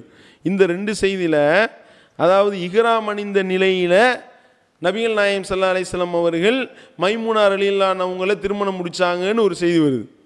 இது இதில் வருது, ஆதாரபூர்வமான செய்தியாக இடம்பெற்றிருக்கின்றது. அப்போ மைமூனா ரலியல்லாஹு அன்ஹா அவர்களை ரசூல் ஸல்லல்லாஹு அலைஹி வஸல்லம் அவர்கள் இஹ்ராம் அணிந்த நிலையில் திருமணம் முடித்தார்கள் என்பதை ஏற்றுக்கிறல. யார் ஏற்றுக்கிறல? மைமூனா ரலியல்லாஹு அன்ஹா ஏற்றுக்கிறல, அது பொய்யின்றாங்க. மைமூனா ரலியல்லாஹு அன்ஹா அறிவிக்கக்கூடிய செய்தி எப்படி வருது?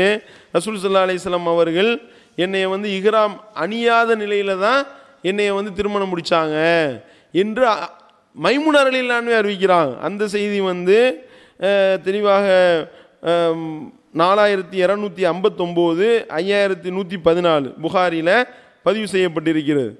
இது இப்னு அப்பாஸ் ரலியல்லாஹு அன்ஹு சொல்கிறாங்க, ரசூல் ஸல்லல்லாஹு அலைஹி வஸல்லம் அவர்கள் இஹ்ராம் அணிந்த நிலையில் தான் மைமூனா ரலியல்லாஹு அன்ஹை திருமணம் முடித்தாங்க, புகாரியில் 1837. ஆனால் ரசூல் ஸல்லல்லாஹு அலைஹி வஸல்லம் சொல்லியிருக்காங்க தெரியுமா, இஹ்ராம் அணிந்த நிலையில் கல்யாணம் பண்ணக்கூடாது, அது ஹராமு. முஸ்லீமில் 2522. அப்போ ரசூல் ஸல்லல்லாஹு அலைஹி வஸல்லம் சொல்லியிருக்கிறாங்க இஹ்ராம் அணிந்த நிலையில் கல்யாணம் பண்ணாதீங்கன்னு, அது ஹராமுன்னு. இப்னு அப்பாஸ் ரலியல்லாஹு அன்ஹு சொல்கிறாங்க மைமூனா ரலியல்லாஹு அன்ஹு அவங்கள ரசூல் ஸல்லல்லாஹு அலைஹி வஸல்லம் அவர்கள் இஹ்ராம் அணிந்த நிலையில் தான் கல்யாணம் பண்ணாங்கன்னு. சம்பந்தப்பட்ட மைமூனா ரலியல்லாஹு அன்ஹு சொல்கிறாங்க ரசூல் ஸல்லல்லாஹு அலைஹி வஸல்லம் அவர்கள் என்னை இஹ்ராம் அணியாத நிலையில் தான் கல்யாணம் பண்ணாங்க. இப்போ எதை ஏற்றுக்கிறீங்க? இப்போ நீங்கள் சொல்லணும். இப்போ எல்லாமே ஆதாரபூர்வமான செய்தி தான். இப்போ நீங்கள் இப்னு அப்பாஸ் தப்பாக சொல்லுவாரா, இப்னு அப்பாஸ் சொல்கிறது தப்பா அப்படின்னு கேட்டிங்கன்னு வைங்க, ரசூல் ஸல்லல்லாஹு அலைஹி வஸல்லம் மேலே அவதூறு சொன்ன மாதிரி ஆயிரும்.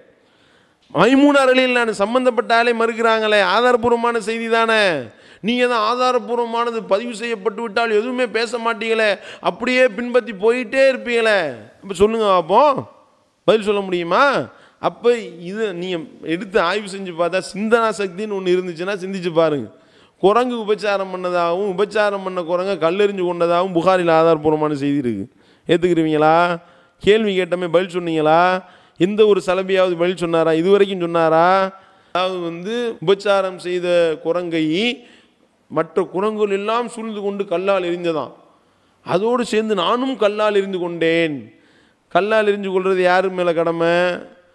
அதாவது விபச்சாரத்துக்கு 2 விதமான தண்டனை இருக்குங்க.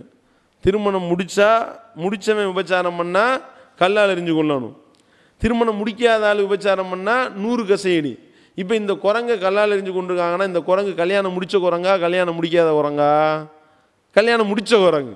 அப்போ கல்யாணம் முடித்த குரங்கை கல்லால் எறிஞ்சு கொண்டாங்கன்னு ஹதீஸ் வந்துச்சுன்னா இது அறியாமை காலத்தில் நடந்ததுன்னு வந்தாலும் ஆதாரபூர்வமான செய்தியாக பதிவு பண்ணியிருக்கிறாங்க புகாரி இமாம் அவர்கள். அப்போ நீங்கள் இந்த செய்திக்கு என்ன விளக்கம் கொடுப்பீங்க? அப்போ குரங்கு கல்யாணம் முடிச்சிச்சு, புருஷன் குரங்கு எங்க? அப்போ பொம்பளை குரங்கை மட்டும் அடிச்சிருக்கீங்க. அது விபச்சாரம் பண்ண இன்னொரு விபச்சாரம் பண்ண குரங்குங்க. அப்போ குரங்குக்கு மத்தியில் கல்யாணம் இருக்கா? அதுக்கு சட்டத்திட்டம் இருக்கா? அதுக்கு ரஜும் இருக்கா? அது எப்படி கல்யாணம் பண்ணும்? விட்டா குரங்கு மகர் கொடுத்துச்சுன்னு சொன்னாலும் சொல்லுவீங்க போல, விட்டா குரங்கு வலிமா போட்டுச்சுன்னு சொல்லுவீங்களா? சொல்லுங்க அப்போ. என்ன புகாரியில் பதிவு பண்ணால் நான் பேச மாட்டேன், அப்படியே பின்பற்றி போவேன் அப்படி சொல்லுங்களேன், சொல்லுவீர்களா? அப்போ ஏன் இந்த பேச்சு? சகுனம் என்பது உண்டுன்னு புகாரி இமாம் பதிவு செஞ்சிருக்கிறாங்க. ரசூல் ஸல்லல்லாஹு அலைஹி வஸல்லம் சொன்னதாக சகுனம் பார்க்கறது ஷிர்க் என்று மார்க்கத்தில் சொல்லப்பட்டிருக்கு. நபிகள் நாயகம் ஸல்லல்லாஹு அலைஹி வஸல்லம் அவர்கள் எச்சரித்திருக்கின்றார்கள். அப்போ சகுனம் பார்க்கறது ஷிர்க் என்று அல்லாஹ்வுடைய தூதர் சொல்லிவிட்டு 3 விஷயத்தில் சகுனம் பார்க்கலாம் என்று நபிகள் நாயகம் ஸல்லல்லாஹு அலைஹி வஸல்லம் சொன்னதாக இவர்கள் சொல்கின்றார்கள் என்றால், அப்போ இந்த செய்தியை பற்றி கேட்குறோம். சகுனம் பார்க்கறது கூடும்னு இருக்கே, குதிரை, வீடு, பெண்ணு 3 விஷயத்துலையும் பீடை இருக்கான். இந்த கல்யாணம் பண்ண இந்த பொம்பளை வந்தால் பீடையாகி போச்சு என்று சொல்வது மார்க்கத்தில் கூடும் என்று நபிகள் நாயகம் ஸல்லல்லாஹு அலைஹி வஸல்லம் சொன்னதாக எழுதி வைத்திருக்கின்றீர்கள். மறுக்க முடியுமா? புகாரில் இருக்கு, ஆதாரபூர்வமான செய்தி தானே. சொல்லுங்க அப்போ. என்னன்னு கேட்டால் அது சாதுனா என்ன? அது ஆதாரபூர்வமான ஹதீஸுக்கு எதிராக வருதுல்ல. சவுனம் கூடாதுன்னு ஹதீஸ் இருக்குது, அதுக்கு நேர்முரணாக இருக்கிறதுனால இது பொய். இதைத்தானே நாங்கள் இவ்வளோ நாள் சொல்லிக்கிட்டு இருக்கிறோம். நீங்கள் சாதுன்னு மட்டும் மறுப்பாகலாம். ஒரு ஹதீஸுக்கு ஆதாரபூர்வமான ஹதீஸுக்கு இன்னொரு ஹதீஸ் மாற்றமாக வந்தால் பொய்யின்றுவாங்களாம். திருமறை குர்ஆனுக்கு முரணாக வந்தால் ஏற்றுக்கணும், அது ஏற்றுக்கணும், பிரச்சனை இல்லை, அதை நாங்கள் ஏற்றுக்கணும். என்ன பேச்சு இது? ஹதீஸ் கலையிலே இருக்குல்ல. அல்லாவும் குர்ஆனில் ஆதாரபூர்வமான அறிவிப்பாளர் சொன்னாலும் தப்பான செய்தியாக இருந்தால் மறுக்கணும்னு அல்லாவும் சொல்லியிருக்கிறான். அல்லாஹ்வுடைய தூதர் அவர்களும் அழகான வழிமுறையை சொல்லியிருக்கிறாங்க. என்னை பற்றி ஒரு செய்தி உங்கள்கிட்ட வரும் பொழுது அந்த செய்தியை நீங்கள் கேட்கும் போதே உங்களுக்கு வெறுப்பாகுது, உங்களுடைய தோல் அதை வெறுக்குது, உங்களுடைய மயிர் கால்கள் அதை வெறுக்குது, நீங்கள் அதை விட்டு மிரண்டு ஓடுகின்றீர்கள். அப்படிப்பட்ட ஒரு செய்தியை நீங்கள் கேட்டீர்களே, ஆனால் அதை விட்டு நீங்கள் ஓடினீங்கன்னா உங்களை விட நான் தான் ஓடுவதற்கு முதல்ல தகுதியானவன் என்று நபிகள் நாயகம் ஸல்லல்லாஹு அலைஹி வஸல்லம் அவர்கள் அதற்குண்டான அளவுகளை அருமையாக சொல்லி தந்திருக்கிறாங்க. அப்போ ரசூல் ஸல்லல்லாஹு அலைஹி வஸல்லம் அவர்கள் சவுனம் பார்த்து சிறுக்கு வைக்க சொன்னாங்கன்னு சொல்கிறத உங்கள் தோல் ஏற்றுக்கிறதா? உங்கள் உடல் ஏற்றுக்கொள்ளுதா? உங்கள் உள்ளம் ஏற்றுக்கொள்ளுதா? உங்களுடைய உள்ளத்தை தொட்டு சொல்லுங்க பார்ப்போம். அப்போ சிறுக்கு வைக்க சொல்லியிருக்க மாட்டாங்க, அது பொய். அதைத்தான் நாங்கள்னு சொல்கிறோம். அப்போ நாங்கள் இதை வந்துக்கிட்டு சொல்லும் பொழுது நாங்கள் காஃபிர் ஆயிடுறோம். நீங்கள் இறைச்சத்தினுடைய தக்குவாதாரிகளாக ரொம்ப உயர்ந்து ஹதீஸ்களை தூக்கி பிடிக்கிறோம், ஹதீஸ்களுடைய பாதுகாவலர் என்று சொல்லி அல்லாஹ்வுடைய தூதரை கேவலப்படுத்துறீங்க. இதுதான் யதார்த்தமான நிலைமை. கடைசியாக இறுதியாக வருவோம். இவ்வளவு வேலையும் செஞ்சுட்டு இந்த சத்திய கருத்துக்களுக்கு பதிலளிக்க திராணி இல்லைங்க. திராணி இல்லாமல் என்ன செய்கிறாங்க? இதை பற்றி போட்டு விடுற வேலை. என்ன வேலை? சவுதி ஜாலியாத்தில் போய் இவங்க ஹதீஸ்களை மறுக்கிறாங்க, இவர்கள் ஹதீஸ்களை மறுக்கக்கூடியவர்கள். இந்த பாருங்க, பிஜே ஒரு தர்ஜுமா வெளியிட்டிருக்காரு, இதை நான் ஆய்வு பண்ண போகிறேன்னு சொல்லிட்டு ஒருத்தவர் என்ன செஞ்சுருக்காரு, அவர் பேர் என்னன்னு தெரியல, யாரோ ஒரு ஆள் அந்த சவுதி ஜாலியாத்தில் வேலை பார்க்குற ஆள் தான், யாருன்னு தெரியல, பேர் தெரியலை. ஒரு ஆள் என்ன செஞ்சுருக்காரு, நான் சப்மிட் பண்ண போகிறேன் அப்படின்னு சொல்லி நல்லா பிட்டை போட்டு விட்டு இவர் அப்படி மறைத்திருக்காரு, இப்படி மறைத்திருக்காரு, கடை வச்சுருக்காரு. கடை வச்சுக்கிட்டு ஆய்வு பண்ண வந்தார், மறுபடியும் கடை வைக்க போனார். இதுதான் ஆய்வு பண்ணுற லட்சணமானின்னு பிஜேவை பற்றி எழுதுறாங்களாம். கடை வச்சிருக்கிறாரு, ஆய்வு பண்ணார், மறுபடியும் கடை வைக்க போயிட்டாரு என்று சொல்லி நல்லா ஏற்றி விட்டு கொண்டு போய் சப்மிட் பண்ணாங்களா? அவங்க வாங்கி பார்த்துருக்காங்க. பரவாயில்லையே, நல்ல கருத்துக்கள்லாம் இருக்கே நிறைய, பரவாயில்லையே, நல்ல ஒரு ஆய்வாளராக இருக்காரு அப்படின்னு சொன்னவனையும், ஆஹா என்னடா இது, நம்ம ஒரு திட்டம் போட்டு பிஜேவை காஃபின்னு அறிவிப்பாங்கன்னு சொல்லி இவங்கள்ட்ட கொண்டு சப்மிட் பண்ணி கொடுத்தா கடைசியில் ரூட்டு மாறி போச்சுன்னு கேவலப்பட்டு, அல்லாஹ் எப்படிப்பட்ட கேவலத்தை ஏற்படுத்தினா? இதுக்கு முன்னாடி இந்த வேலையை தானே பார்த்தீங்க. இதுக்கு முன்னாடி இதே முபாரக் மதனி இதே ஜாலியாத்தில் வேலை செய்த அந்த பக்கி என்று பேரில் பல பேர் இருந்து கொண்டு இப்படி தானே தலைமை முஃப்திட்ட போட்டு கொடுத்தீங்க. பிஜேன்னு ஒருத்தவர் இருக்காரு தமிழகத்தில், அவர் ஹதீஸ்களை மறுக்கிறாரு, சூனியம் இல்லைன்றாரு. அதே மாதிரி வந்துக்கிட்டு சாலிம் பால்குடி செய்தியை மறுக்கிறாரு. அவர் வந்துக்கிட்டு இப்படி சொல்கிறார் அப்படி சொல்கிறார் என்று சொல்லி ஏராளமான பிட்டுகளை போட்டு அவரை பற்றி ஃபத்வா, தப்பான ஃபத்வா வாங்குவதற்காக கொண்டு போய் தலைமை முஃப்திட்ட கொடுத்துருக்காங்க. கொடுமையை பாருங்க. அவர் வாங்கி பார்த்துட்டு பரவாயில்லையே நல்ல கருத்துக்களை நிறைய சொல்கிறாரே அப்படின்னு சொல்லி கடைசியில் என்ன பண்ணிட்டாரு, இந்த பிஜேன்றவரை இங்கே சவுதி அரேபியாவுக்கு வர சொல்லுங்கன்னு சொல்லி அவர்கிட்டயே கடிதம் கொடுத்தா. யார் பிஜேவை பற்றி எவன் போட்டு கொடுத்தானோ அவர்கிட்டயே கடிதம். சவுதி அரேபியா அரசாங்கத்தினுடைய லெட்டர்படிலேயே சவுதி அரசாங்கமே என்ன செய்யுது, பிஜேவை சிறப்பு விருந்தினராக நீங்கள் ஹஜ் செய்ய வாங்க, வந்துட்டு நம்ம கலந்துரையாடல் பண்ணுவோம்னு ஒரு கடிதத்தை எழுதி எந்த கம்ப்ளைண்ட் கடிதம் கொடுத்தாருங்களோ அதில் ஒரு ஜெராக்ஸ் காப்பி எடுத்து இங்கே பாருங்கள், இது பிஜேவுக்கு உண்டான அழைப்பு கடிதம், இது நீங்கள் எழுதின கம்ப்ளைண்ட் காப்பி, இதையும் அவர்கிட்ட கொடுக்கணும், அழைப்பு கடிதத்தையும் கரெக்டாக கொடுத்துடணும். பிச்சு போடுவேன் பிச்சுன்ட்டான். கடைசியில் என்ன, பிஜேக்கு ஃபோன் அடிச்சிருக்காரு. யார், நம்ம முபாரக் மதனி தான். அவரும் ஃபோனை அடிச்சு, ஷேக் இந்த மாதிரி உங்களுக்கு ஒரு கடிதம் ஒன்று வந்திருக்கு, எனக்கு ஏன் கடிதம் கொடுக்குறீங்க, இல்லை ஜாலியாக சவுதியிலேருந்து கொடுக்க சொல்லியிருக்காங்க அப்படின்னு சொல்லி கடைசியில் கடிதத்தை பார்த்தா இவங்க பிஜேவை போட்டு கொடுத்து என்னென்னலாம் எழுதுனாலும் அந்த கடிதமும் வருது. பிஜேக்கு உண்டான அழைப்பு கடிதம் வந்துச்சா இல்லையா? நீங்கள் நினச்சிங்க எப்படியாவது மட்டம் தட்டி விட்டு ஆளை காஃபீர் ஃபத்வா கொடுத்து ஹதீஸ்களை மறுக்கிறாரு, சஹாபாக்களை இழிவுபடுத்துறான்னு சொல்லி போடலான்னு எக்ஸ்ட்ரா 4 பிட்டை சேர்த்து போட்டு விட்ட. அல்லாஹ் என்ன செஞ்சா, நீ எழுதின கம்ப்ளைண்ட்டை உன் கையில் இருந்தே அல்லாஹ் அவருடைய கையில் வர வச்சானா, சிறப்பு விருந்தினரை அழைக்க வச்சானா. அந்த நேரம் பார்த்து இந்த ஜனவரி 29 பேரணி இருந்ததுனால, குடந்தை பேரணி, கும்பகோணம் பேரணி, அது அந்த டைம் ப்ளஸ் ஹஜ்ஜு பெருநாளுடைய நேரமாக இருந்ததுனால அந்த பேரணியை விட்டு வர முடியாதுன்றதுனால ஒரு நாள் நான் வர்றேன்னு சொல்லி கடிதம் எழுதினார் சகோதரர் பிஜே அவர்கள். அதுக்கப்புறம் அதுக்கு பதில் இல்லை. இதுதானே எதார்த்தம்.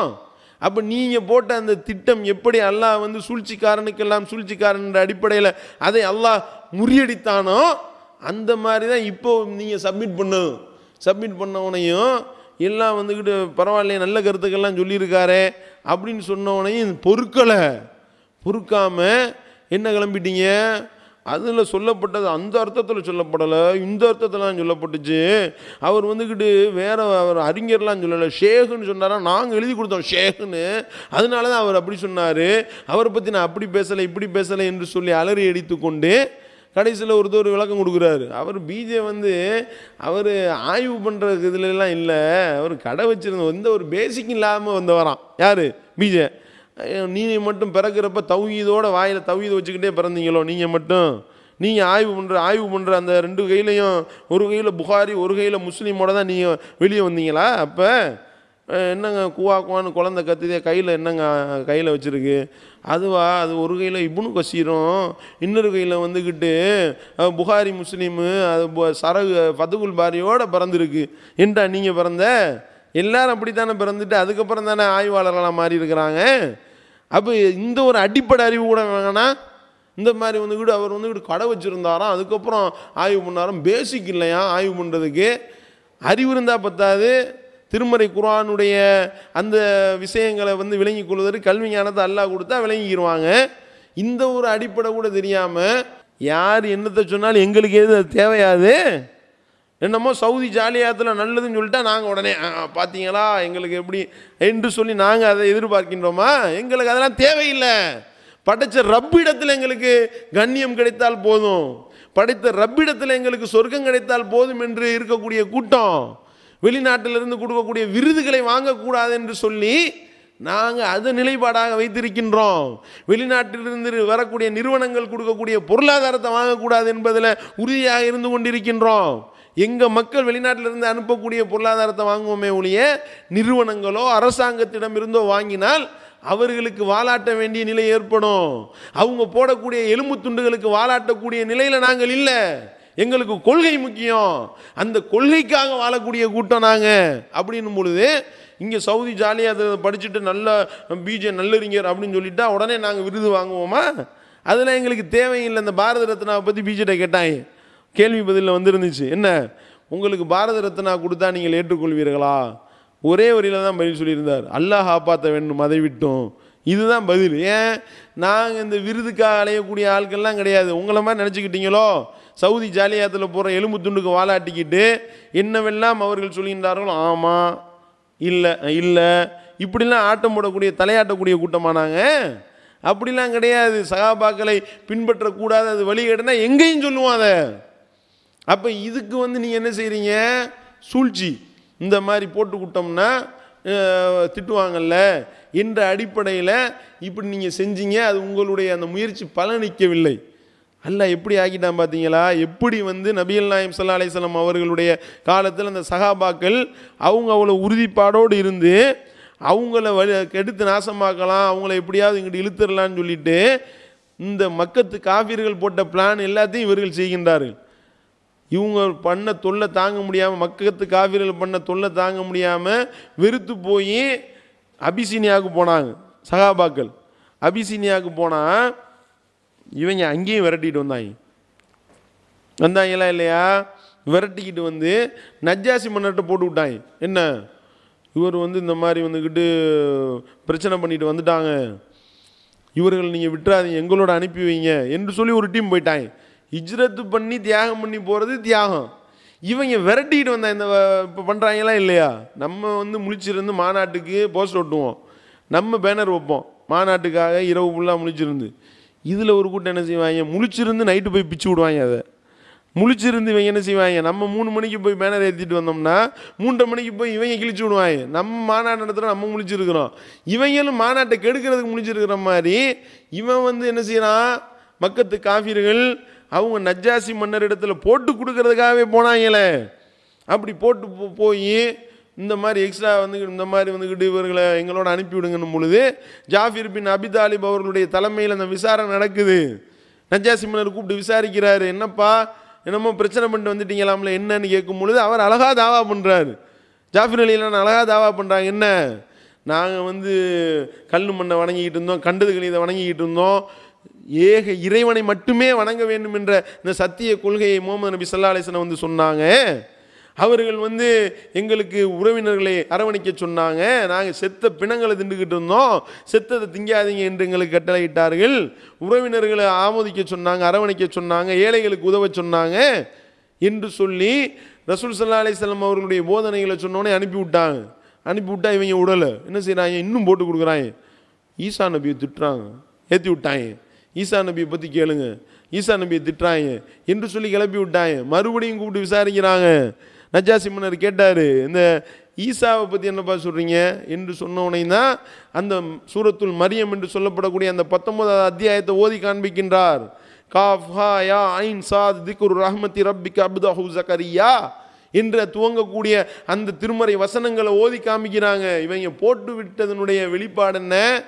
அந்த திருமறை வசனங்களை கேட்டுவிட்டு நஜ்ஜாசி மன்னர் கண்ணீர் வடித்து அழுதார். தாரை தாரையாக தாடி நனையக்கூடிய அளவுக்கு அழுதார். அழுது முஸ்லீம் ஆனாரா இல்லையா? அந்த வேலையை தான் நீங்கள் பார்த்துக்கிட்டு இருக்கீங்க. எங்களை கெடுத்து பிஜேபி காப்பின்னு 10 ரூபா கொடுத்து வாங்கிடலாம் அப்படிலாம் சொல்லி திங்க் பண்ணி ஐடியா பண்ணி நீ போட்டு விட்ட. கடைசியில் என்ன நிலைமை? அல்லாஹ்வுடைய கிருபையை கொண்டு அந்த மாதிரி எதுவும் நடக்கலையா? இப்போ வந்துக்கிட்டு இப்படிப்பட்ட ஒரு நல்லறிஞர் இருக்கிறாரான்ற செய்தி போயிருச்சா? முடிச்சுக்கிட்டு இருக்காங்க. ஆஹா என்னடா இது, சரி போட்டு விட்ட வீடியோவெல்லாம் டிலீட் பண்ணி விடு, யூடியூப்லேருந்து தூக்கி விடு, ஓடு ஓடு போ போ போ போ ஒன்றும் நடக்கலை போ கண்டுக்கிறாத என்ற அடிப்படையில் வந்துட்டியா இல்லையா? இப்போ அல்லாஹ் கேவலப்படுத்தினானா இல்லையா? அதனால நம்முடைய சகோதரர்கள் இதை பற்றிலாம் நம்ம நினச்சி என்னோட இது ஜாலியாத்தில் நம்ம இது பண்ண மாட்டாங்களே, சவுதி அரசாங்கம் அங்கீகரிக்கலை, யாருடைய அங்கீகாரம் எங்களுக்கு தேவையில்லை. எங்களுக்கு எவ்வளவு பெரிய துன்பங்கள் தொல்லைகள் கொடுக்கப்பட்டாலும் எப்படி நபிகள் நாயகம் ஸல்லல்லாஹு அலைஹி வஸல்லம் அவர்கள் தங்களுடைய சமுதாயத்தை உறுதிமிக்க சமுதாயமாக உருவாக்கினார்கள், அப்படி நாங்கள் உறுதியாக நிற்போம். அல்லதீன கால லஹுமுன் நாசு இன்னன் நாஸ கத் ஜமஉ லகும் ஃபஹ்ஷவுஹும் ஃபஸாதஹும் ஈமானா. அவர்களுக்கு சொல்லப்பட்டது, இந்த சஹாபாக்களுக்கு சொல்லப்பட்டது என்ன? எல்லா மக்கள் எல்லோரும் உங்களுக்கு எதிராக திரண்டு விட்டார்கள், அவ்வளோதான் முடிஞ்சு போச்சு, அம்புட்டு தான் உங்களுடைய கதை முடிய போகுது, எல்லாம் திரண்டிட்டாங்க என்று சொல்லப்பட்ட போது அது அவர்களுடைய ஈமானை வந்து ஆட்டம் காண வச்சதா? கிடையாது. ஃபஸாதஹும் ஈமானா, அது அவர்களுடைய ஈமானை அதிகரிக்க செய்தது. காலு ஹஸ்புனல்லாஹு வ நிஅமல் வக்கீல், அவர்கள் கூறினார்கள் அல்லாஹ் தான் எங்களுடைய பொறுப்பேற்றுக் கொள்ள போதுமானவன், அவன்தான் எங்களுடைய சிறந்த பாதுகாவலன் என்று அந்த சஹாபாக்கள் சொன்னதாக அல்லாஹ் தன்னுடைய திருமறையில் சொல்லி காட்டுகின்றானே. அப்படிப்பட்ட ஒரு கூட்டமாக நாங்கள் இருக்கின்றோம். நீ என்னத்தை வேணாலும் போட்டு கொடு, நீ போட்டு கொடுத்து என்ன செஞ்சிட போகிறாங்க? தலையை அசீவிட போகிறான். தலையை அசீவினாலும் நாங்கள் ஷஹீத் அந்தஸ்தில் போயிட்டு இருப்போம். அல்லாஹ் எங்களுக்கு அப்படிப்பட்ட கண்ணியத்தை கொடுத்திருக்கின்றான். உன்னைய மாதிரி வந்துக்கிட்டு அங்கே வீசக்கூடிய எலும்பு துண்டுகளுக்கு வாழாட்டக்கூடிய கூட்டம் அல்ல நாங்கள் சத்திய கொள்கைக்காக உயிரை விடுவதற்கும் தயாராக இருக்கக்கூடிய கூட்டம். இதுக்கெல்லாம் நாங்கள் பயந்துருந்தால் நாங்கள் இந்த கொள்கையை சொல்லுவோமா? சவுதி அரேபியாவில் வந்து உட்காந்துக்கிட்டு சொல்லிக்கிட்டு இருப்போமா? நாங்கள் இந்த கொள்கையை மக்கள் மத்தியில் உறுதியாக நின்று பேசுவோமா? கொஞ்சம் யோசனை பண்ணி பாருங்கள். அப்போ வந்துக்கிட்டு இந்த மாதிரியான பூச்சாண்டி காட்டுற வேலையெல்லாம் வேண்டாம் என்பது இந்த சலப்புகளுக்கு எச்சரிக்கையாக சொல்லிக் கொள்கின்றோம். இந்த மாதிரி நாங்கள் இல்லாத நேரத்தில் எங்களை பற்றி இல்லாத பொல்லாத அவதூறுலாம் அள்ளி விட்றீங்களே, உங்கள்கிட்ட நாங்கள் கேட்குறோம், எங்கள்கிட்ட நேராக வந்து விவாதிக்க உங்களுக்கு என்ன கொள்ள? வர வேண்டியது தானே? எல்லாம் வந்துட்டு கடந்து இல்லாத நேரத்தில் கடந்து கத்துறது, காய் பூய் காய்ச்சி மூச்சுன்னு இல்லாத பொல்லாத அவதூறு அள்ளி வீசுறீங்க. யாருப்பா அது கத்துறது?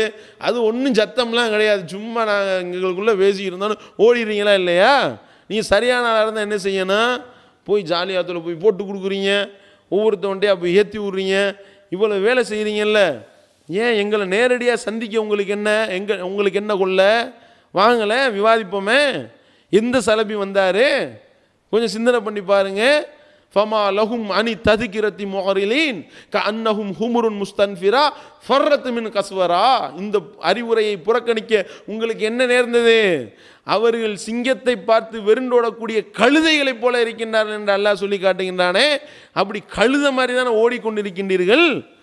சத்திய கருத்தின் பக்கம் விவாதிக்க வந்தீர்களா? எத்தனை நிகழ்வுகள் நடந்திருக்கின்றது, கூப்பிட்டோமே. எந்த ஒரு சலப்பு கொள்கையில் இருக்கிற யாராவது வந்தீர்களா? ஏன் வர மறுக்கிறீங்க?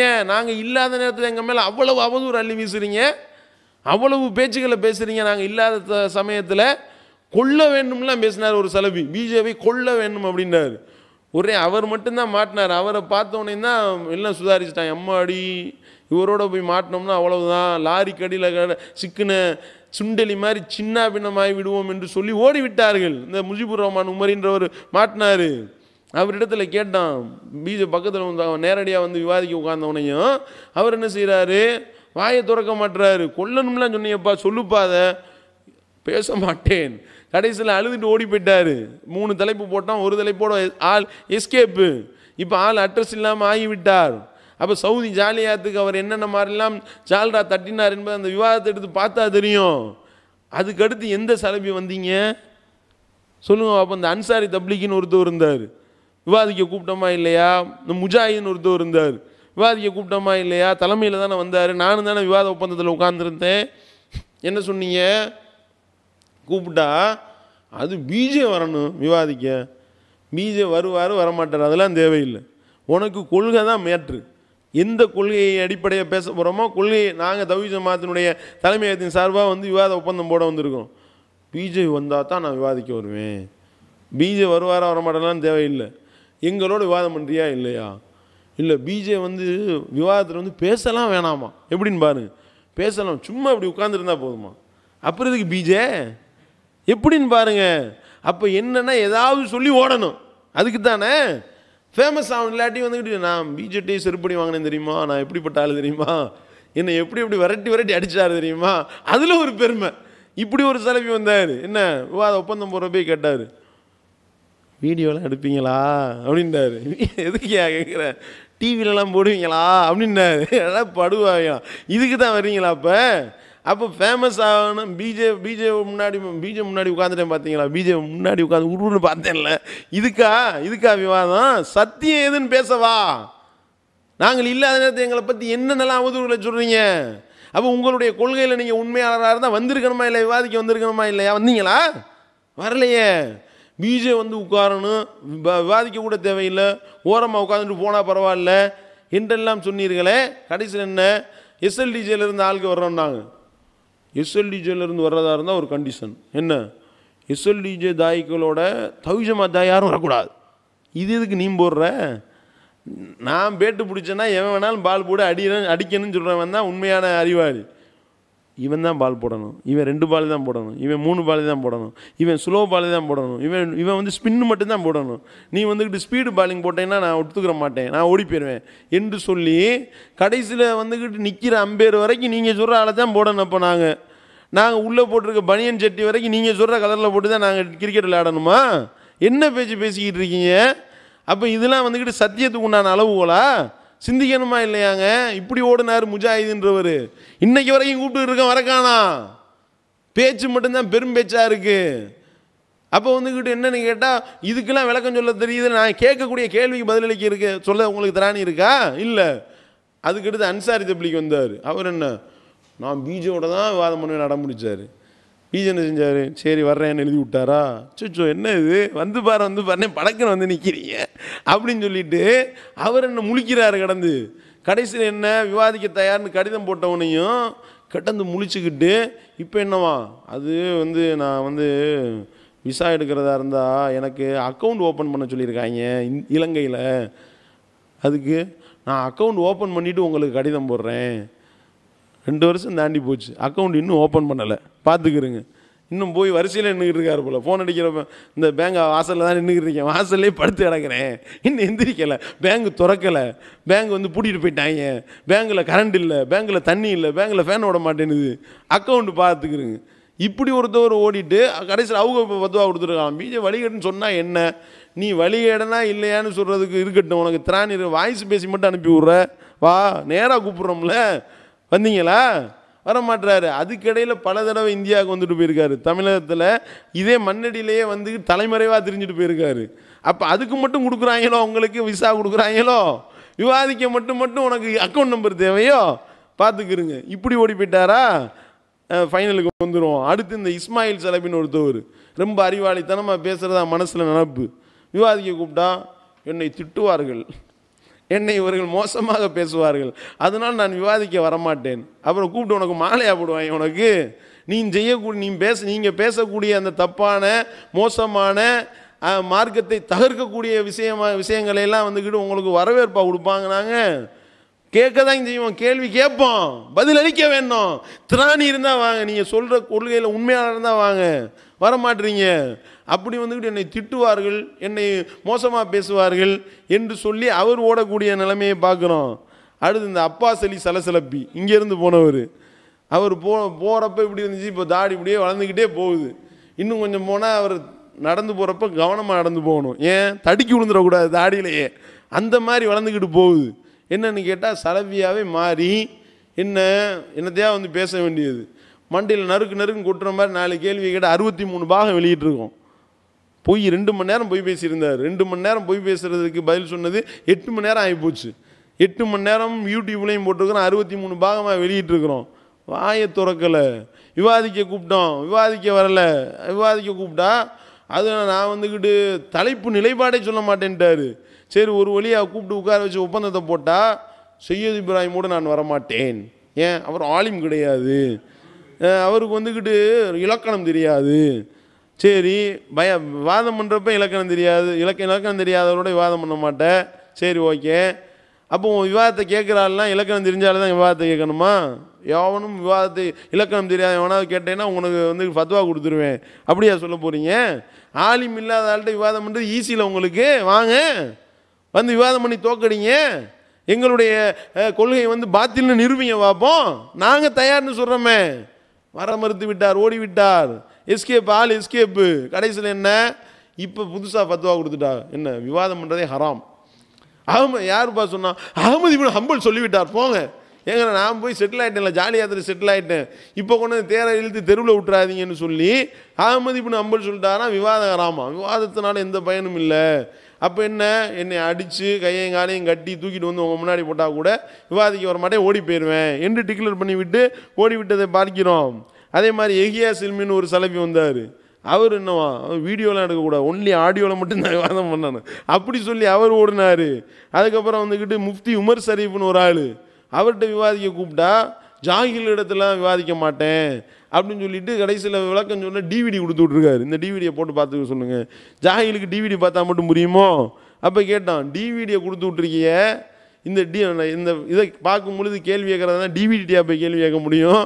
வாங்க விவாதம் பண்ண வாங்கன்னு சொன்னால் அதை ஓட்டுனவர் தான். அதுக்கப்புறம் அவர் எஸ்கேப் ஆளை காணான். பெங்களூர் வந்து டயட்டுன்னு சொல்லிட்டு ஒரு சலப்பு கும்பல் வந்துச்சு. விவாத ஒப்பந்தம் எல்லாம் போட்டு ஃபைனல் ஆகி கையெழுத்து போகிற நேரத்தில் இந்த போயிட்டு வந்துடும்ட்டு போனவங்க தான் இது வரைக்கும் வர காணாம்.